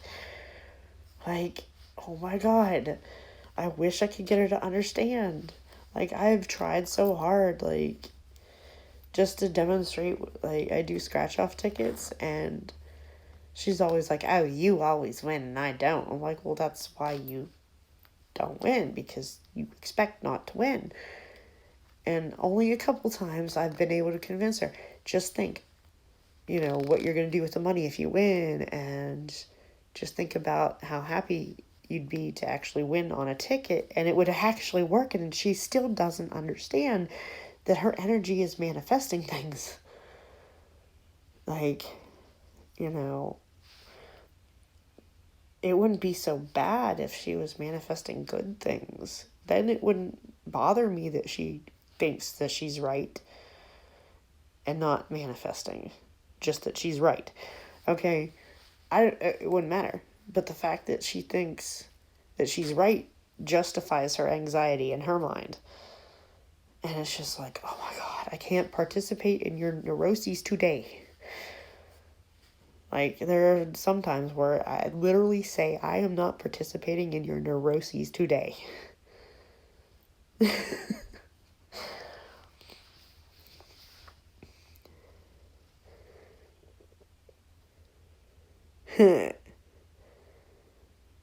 Yeah, I haven't been able to in years just because it's expensive.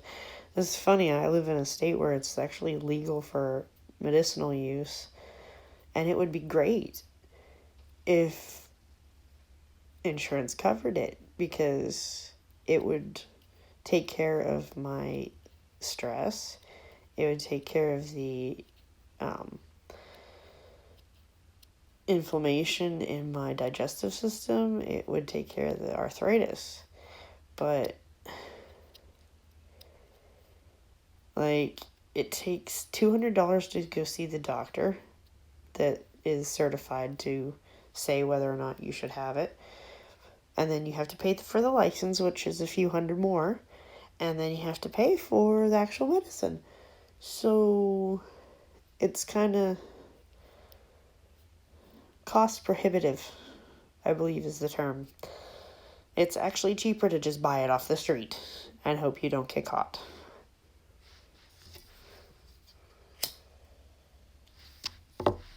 And probably higher quality. But, you know.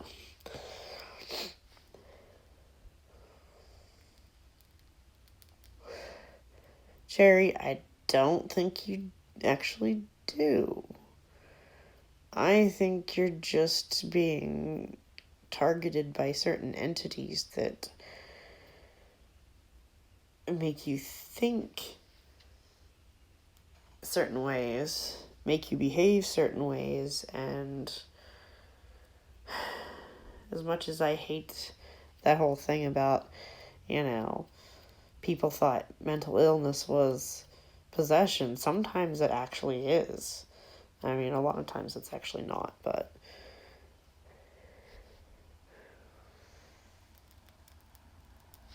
yeah, Pan, that's a big issue. I mean, they know it's the most powerful medicine out there. Granted, it is not for everyone, which is a shame that some people can't tolerate it.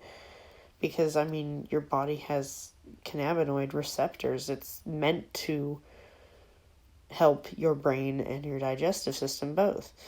So, having a sensitivity to it that causes bad symptoms, it's terrible. But it's probably from, DNA manipulation and stuff. It's kind of funny, though. My partner's able to use it. Now, he's been subjected to all kinds of psychiatric drugs and experiments, but they encouraged him to smoke it, but I think they laced it with stuff whenever they gave it to him. But now that he's out of that system, his therapist is actually very supportive of him using it, because it actually does break down the mind control and the programming. So he's taken up smoking that again.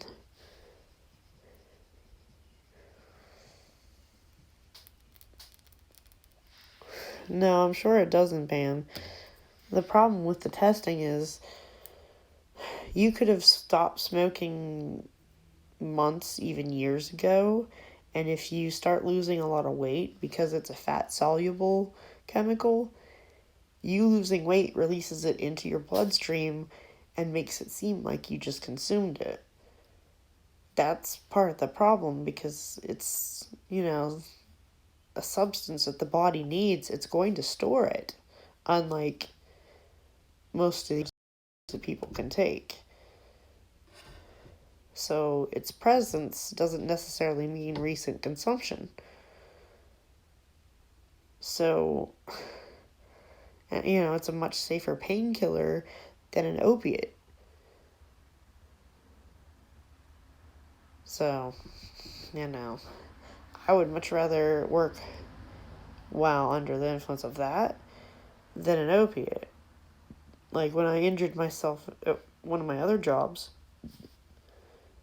I, was given prescription opiates because I tore some tendons. But instead, I went to the smoke shop and I got some CBD gummies, and I chewed those before work so I wouldn't be on opiates while trying to run this machinery. So, I think it's a lot safer. It's just getting around that. And they want to control it and regulate it to the point where it's might as well still be illegal. Just because it's cutting in the profits of the other pharmaceuticals that throw around more money.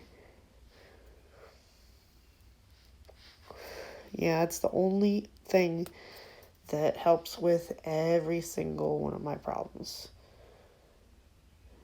Without it, I use baclofen for, sore muscles.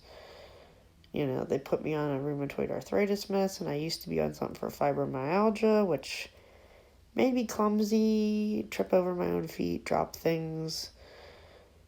Even though it helped with the fibromyalgia pain, it wasn't a good trade-off when I was working in assisted living to drop things and trip over my own feet. I could have hurt someone, so I stopped taking it. But I still have occasional days where my hands are just like, you know what, I don't feel like holding things anymore. And it'll drop something. Or it just simply won't grip enough. So I think the connective tissue was affected somehow, which I can't find any information on. But I really believe there's a connection with gabapentin and connective tissue issues.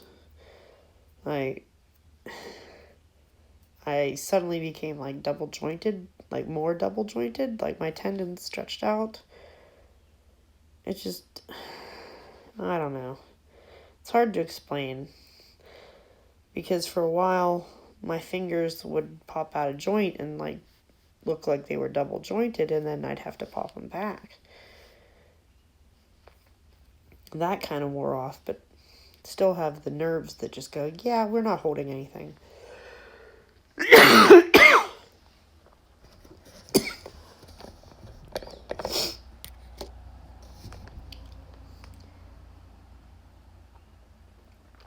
And it's usually not heavy stuff, though. It's like things under a certain threshold of size or weight.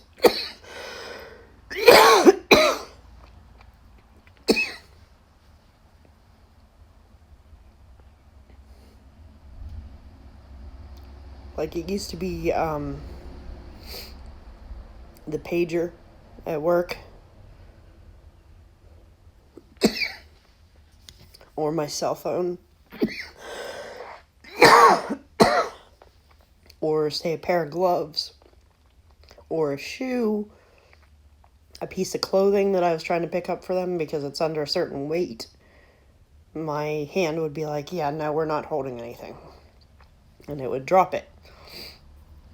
Like the nerves that control movement were misfiring. It's the only way I can explain it.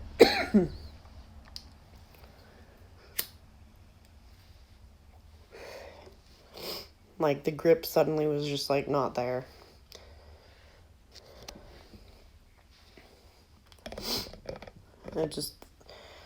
I mean, I never really tried to determine what the threshold for weight was, but the size was like anything that could be easily held in the hand. If it didn't extend beyond the hand, then it probably wasn't going to get dropped. So, like a phone, a pager, the keys, small articles of clothing, my hand would be like, I'm not trying to hold anything, and it would forget it was trying to grip on stuff. Yeah, it's really weird. And it still happens every so often. So I don't know if that in itself is a symptom of fibromyalgia. It's possible, but it definitely got worse on the gabapentin. So I stopped taking it. And then they tried to put me on this damn malaria stuff. Like, how much sense does it make to take a drug that's meant to boost your immune system to fight off malaria when most arthritis drugs are to suppress the immune system? So I didn't take it once I found out that it was some weird off-label use of this stuff. Probably expensive. Nice kickback.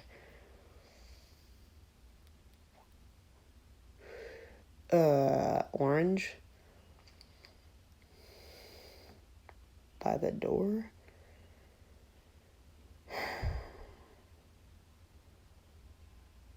Well, they made me take down the bird feeder, and that wasn't orange, it was red. Got the terracotta pot that it looks like a big bowl. And that's kind of orange, and it's somewhere on the porch.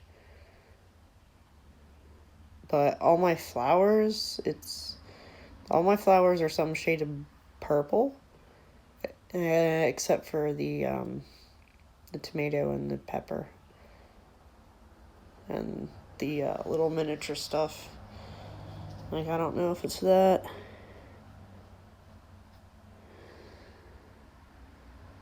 A person that's orange?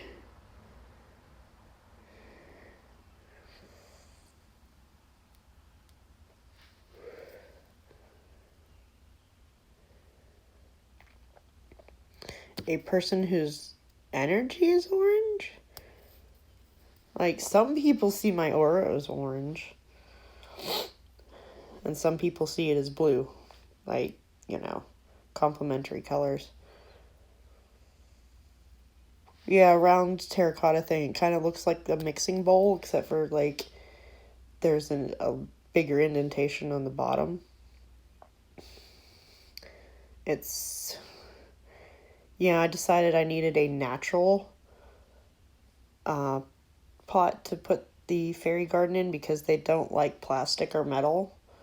So they wouldn't have liked the other stuff. Right, Nebraska?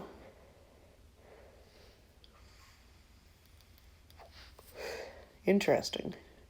So I wonder if they're kind of like waiting for me to put the plants in so they can start visiting.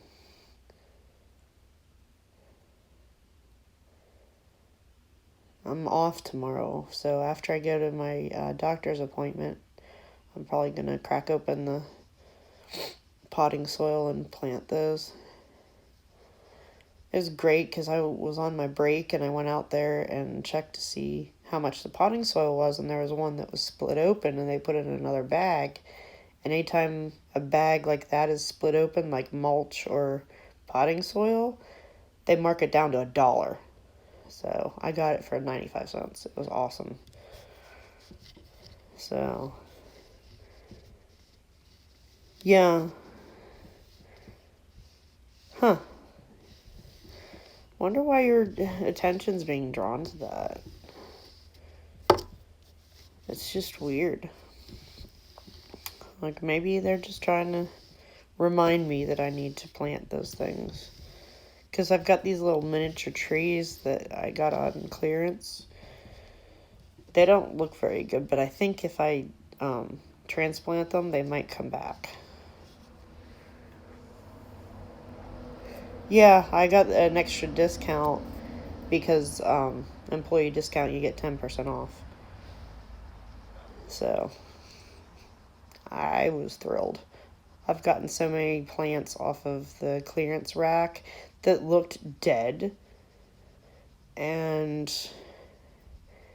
They've mostly bounced back, except for I drowned my lobelia because there's no drainage holes in the long pot, but I poked holes in it after the rain kept coming so bad. I poked little tiny holes with an awl in all the way around so the herbs didn't die off.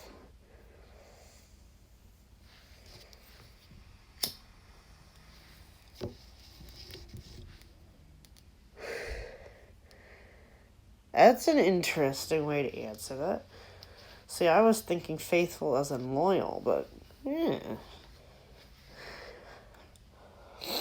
Nothing wrong with a little bit of skepticism.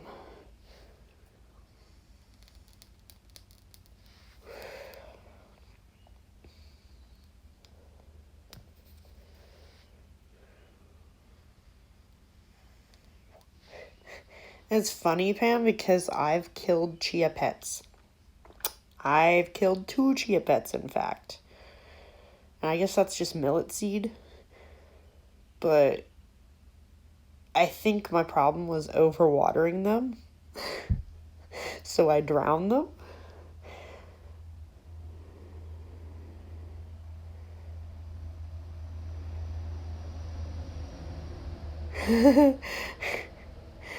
Oh, Cherry, that's funny.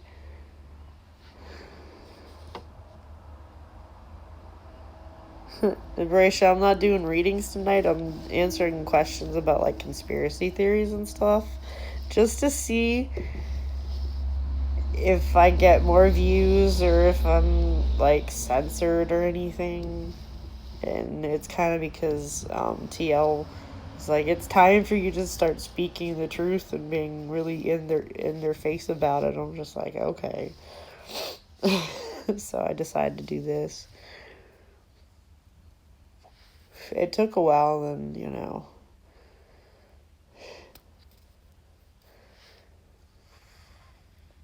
so we'll see. I don't know if it was just not connecting at first or what. I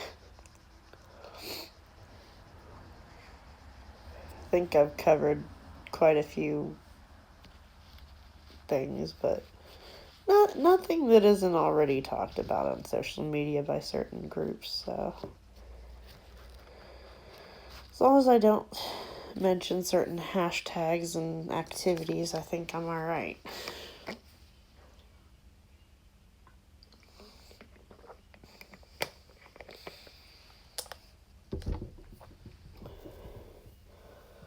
But yeah, it's really strange reading I got from TL. He was like, it's time to speak your truth and, be unapologetic about it. The truth is truth. Just, who cares if they don't want the message? I'm just like, oh, okay. I'm not expecting that.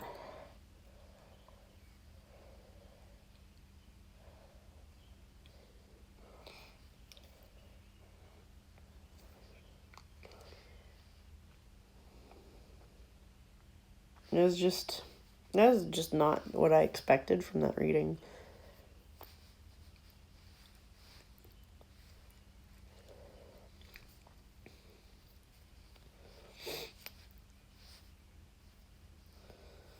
Like, that was a bizarre thing. I was gonna do readings tonight just for a little bit, and then, but I guess it is time to start talking about other things and getting the word out in a different way other than Facebook, because there's too much censorship on Facebook. I could talk. And, I mean, YouTube has things censored too, but not as bad. Not as bad. So maybe this is the better venue to inform people of things. So be it, if that's the case.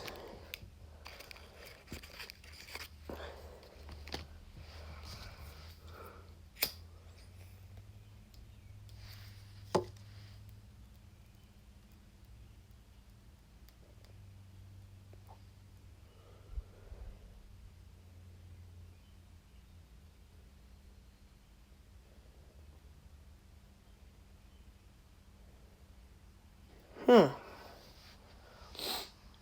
From someone who passed?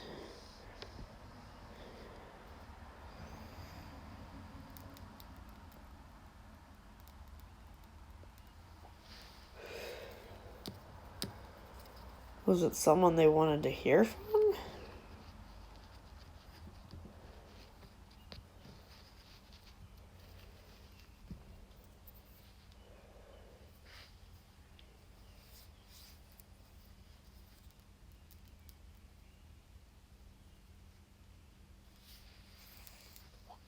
No, Pam, but Facebook censors a lot of truth. Like, that's why I went silent for this week and put up a picture about it. But I discovered that without spending hours on Facebook, trying to fight against ignorant and cruel people, I was not stressed out. I'm like, you know what? I don't really need it. I don't need it.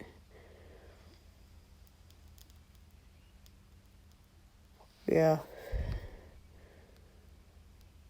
If someone he wanted to hear from, he doesn't want to open up to it because it would just open up the floodgates.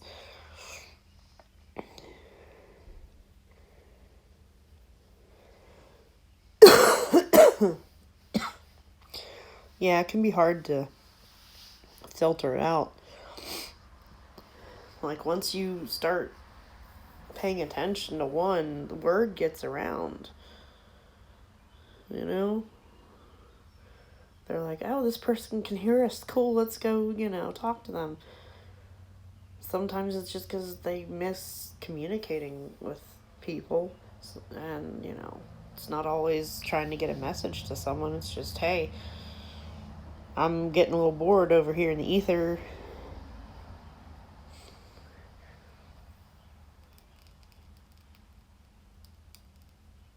I think that's why some of them like to mess with things whenever they haunt a house. They're just like, I'm going to open their cupboards just because. I had one that would actually turn on the stove.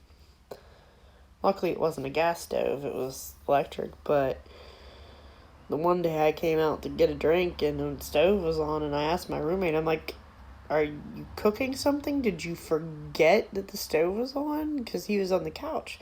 He's like, what? Oh, shit. Because he hadn't touched the stove. And,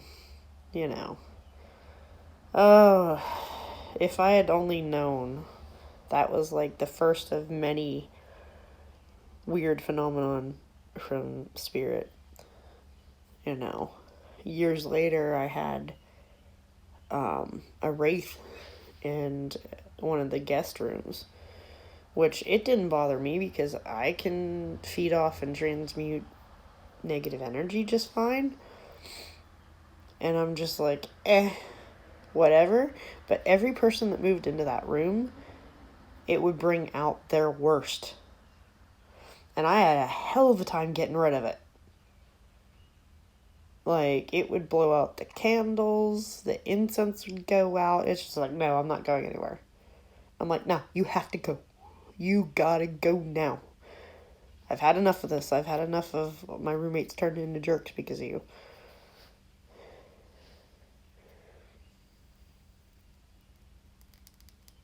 Yeah, sometimes you kind of dismiss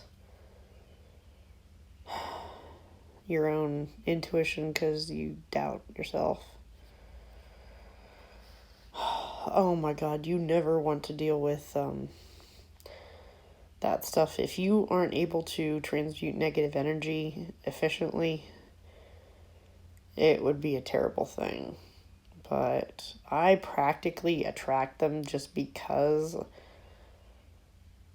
I can just do that and feed off their energy and it not bother me. It's kind of like my friends, the raccoons. Yeah, they'll eat fresh, yummy food that they're offered, but they could also go through garbage and not get sick. Scavengers go through putrid garbage and eat that food that would make us sick, you know? So, I'm kind of like an energetic scavenger. I don't know. I'm an energetic raccoon. I will eat your garbage. I don't know. Raccoons actually, I've the ones that I've either heard about or encountered are actually pretty picky. Like my friend that I worked with that had one as a pet, she would only eat a certain brand of dog food and salt and vinegar chips. Literally just those two things. Like she loved salt and vinegar chips so much. But she wouldn't eat anything else really. And the ones that come visit me, I set out marshmallows because they're supposed to like marshmallows and stuff. And they took one bite and said, "Nah." I was like, "Oh, really?" But, like a bunch of these critters, like they'll eat almost anything. They'll eat bread. They like bread products. I put out lemon cake one night and freaking skunks came after the. Like these skunks love lemon cake. Like those lemon pound cakes you can get at Walmart. They love it. They were all about that. And it was the funniest thing. Like, wow. I had never seen a skunk up close until then that wasn't like a tame one that was a pet.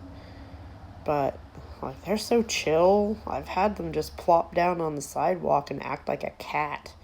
Just curl their tail around them and just sit there and watch me. It was so cute. And my mother's freaking out. She's like, "Oh my God, they're going to spray you." I'm like, they don't feel threatened. They're not going to spray. They don't like spraying because it takes so much of their energy to build that stuff back up.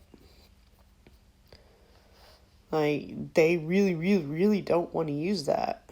Even if they're fighting with another animal, they'll just, like, literally back up into them with their tail up. Like, just hit them with their butt.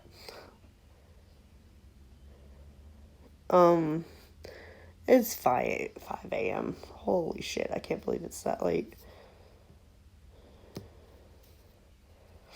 But yeah, that mama raccoon, she started bringing her babies down. Like, she'd make them wait in the trees while she ate sometimes.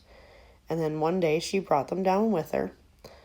And then another day, one of them ran up to me and sat like a foot from my foot, basically. Just, like a little dog would. And just sat there and was like, "Hi." And I was just like, "Hi, I guess." And it just kind of looked at me and I was talking to it. Mama raccoon didn't bat an eye. She just kept eating and knew her baby was right there. And then he wandered around on the porch sniffing everything and then went back to eat. But they loved garlic breadsticks. They love that shit. Oh, a little possum. Possums are actually pretty cool. I mean, they look like giant hairy rats, but they're like 95% immune to rabies and they eat ticks, so they are more than welcome around here.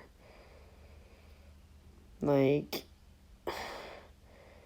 my mother's like, "Oh, they're so ugly." I'm like, "Yeah, okay, you might think they're ugly, but they're eating the ticks that could pass disease around." But yeah, I have seen 5 raccoons, like including a really big one that was like the size of a medium dog. Kid you not. And he climbed up on the banister and he walked the whole thing and reached the end that was like a couple feet from where I was sitting and just stared at me like, "Well, I already ate everything that was on the banister. Do you have anything more?" And I'm just like, "I'm sorry, I'm out of food." And he was so close to me. Like, oh my God. It's so weird. My mother's freaking out. And I was just like, this is the coolest thing ever. And I've seen 6 skunks. I think about 3 possums. But I could tell it was 6 different skunks because they have different markings. They don't all look the same. Like, some of them have mostly black tails and a white tip. Some of them have, like, all white tails with a little bit of black. The stripes vary, like the size of the stripes. One had a skunk-shaped black patch on one of the stripes, too. Like, it was the coolest thing. You could see, like, the outline of a skunk on the skunk. And I'm just like, whoa, that's awesome. But there's at least 6 of those. And they were all really cool. Like, all these night critters are just pretty chill. I've never had a problem with any of them. I've had a few kind of creepy looking feral cats. Like, one looked like it had probably been injured or abused because, like, it walked with its head cocked funny. Like, it walked normally, but its head was on crooked. Like, it seemed like maybe it broke its neck at some point and then obviously wasn't taken to a vet for it. Just seemed like his head was not crooked. It kind of creeped me out. I'm like, okay. But he was moving normally otherwise, so I wasn't concerned about rabies or distemper. But if he had been walking goofy, I would have been like, animal control. You know, the last time that there was actually rabies in this area was almost 4 years ago, and it was a feral cat, not any of the ones that everyone's like, oh my god, don't let it come up to you, it probably has rabies. Like, no, it probably doesn't. Because, you know, that affects their nervous system. So it makes it hard for them to walk and even eat.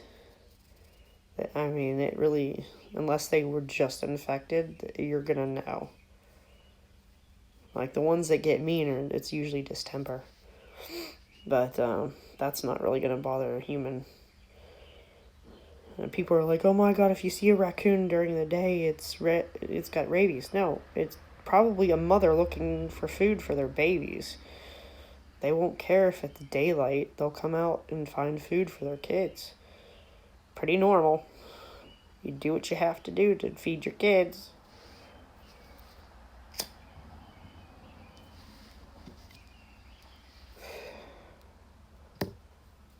If the neighbors here that threw a fit over my bird feeder had any idea what came at night, they'd probably kick me out completely. Never mind the fact that we're surrounded by woods. Like, the cemetery is mostly woods. There's woods everywhere. And this used to be a farm before it was a housing plan. They act like animals don't belong here. I'm like, no, humans encroached. Stop trying to push nature away. My god. Cranky old people like, don't have a bird feeder because you're bringing rodents. Oh, you mean the chipmunks and the squirrels that, you know, exist no matter what? Yeah, some of them just got cranky because the chipmunk was hiding corn in their flower bed and it started sprouting. Like, oh god, is that really something to fuss over? Some people, their hobby is to destroy other people's hobbies, I guess. I don't know.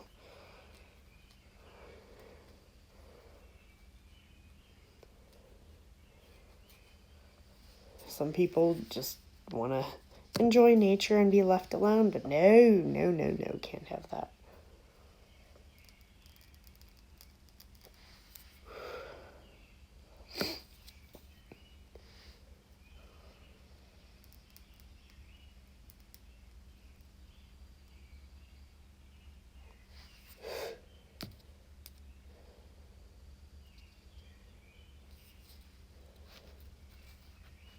I'll be right back in a second.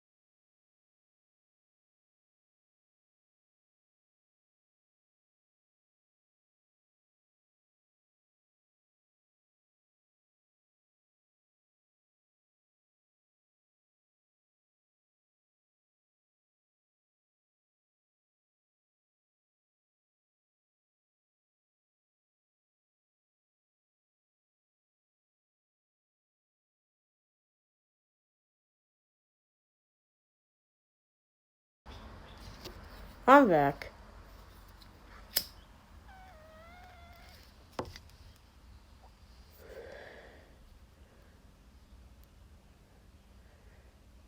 Alright, Pam Bam. I'm glad you stopped by.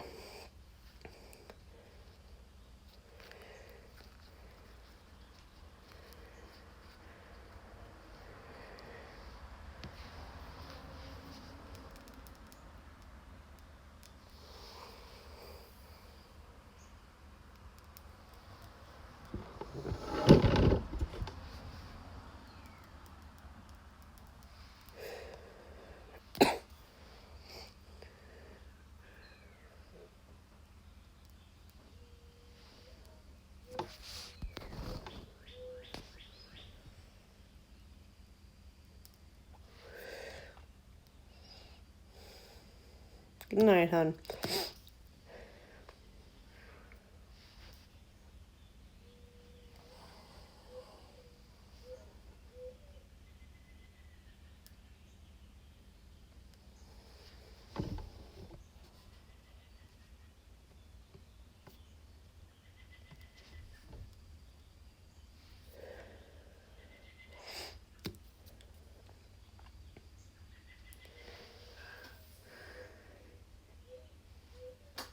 Yeah, the birds are starting.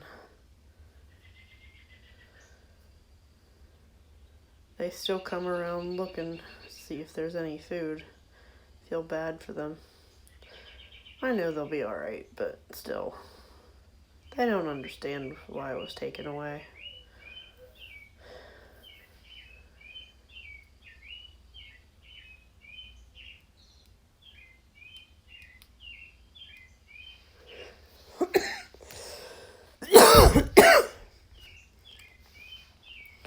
They're not gonna starve to death, but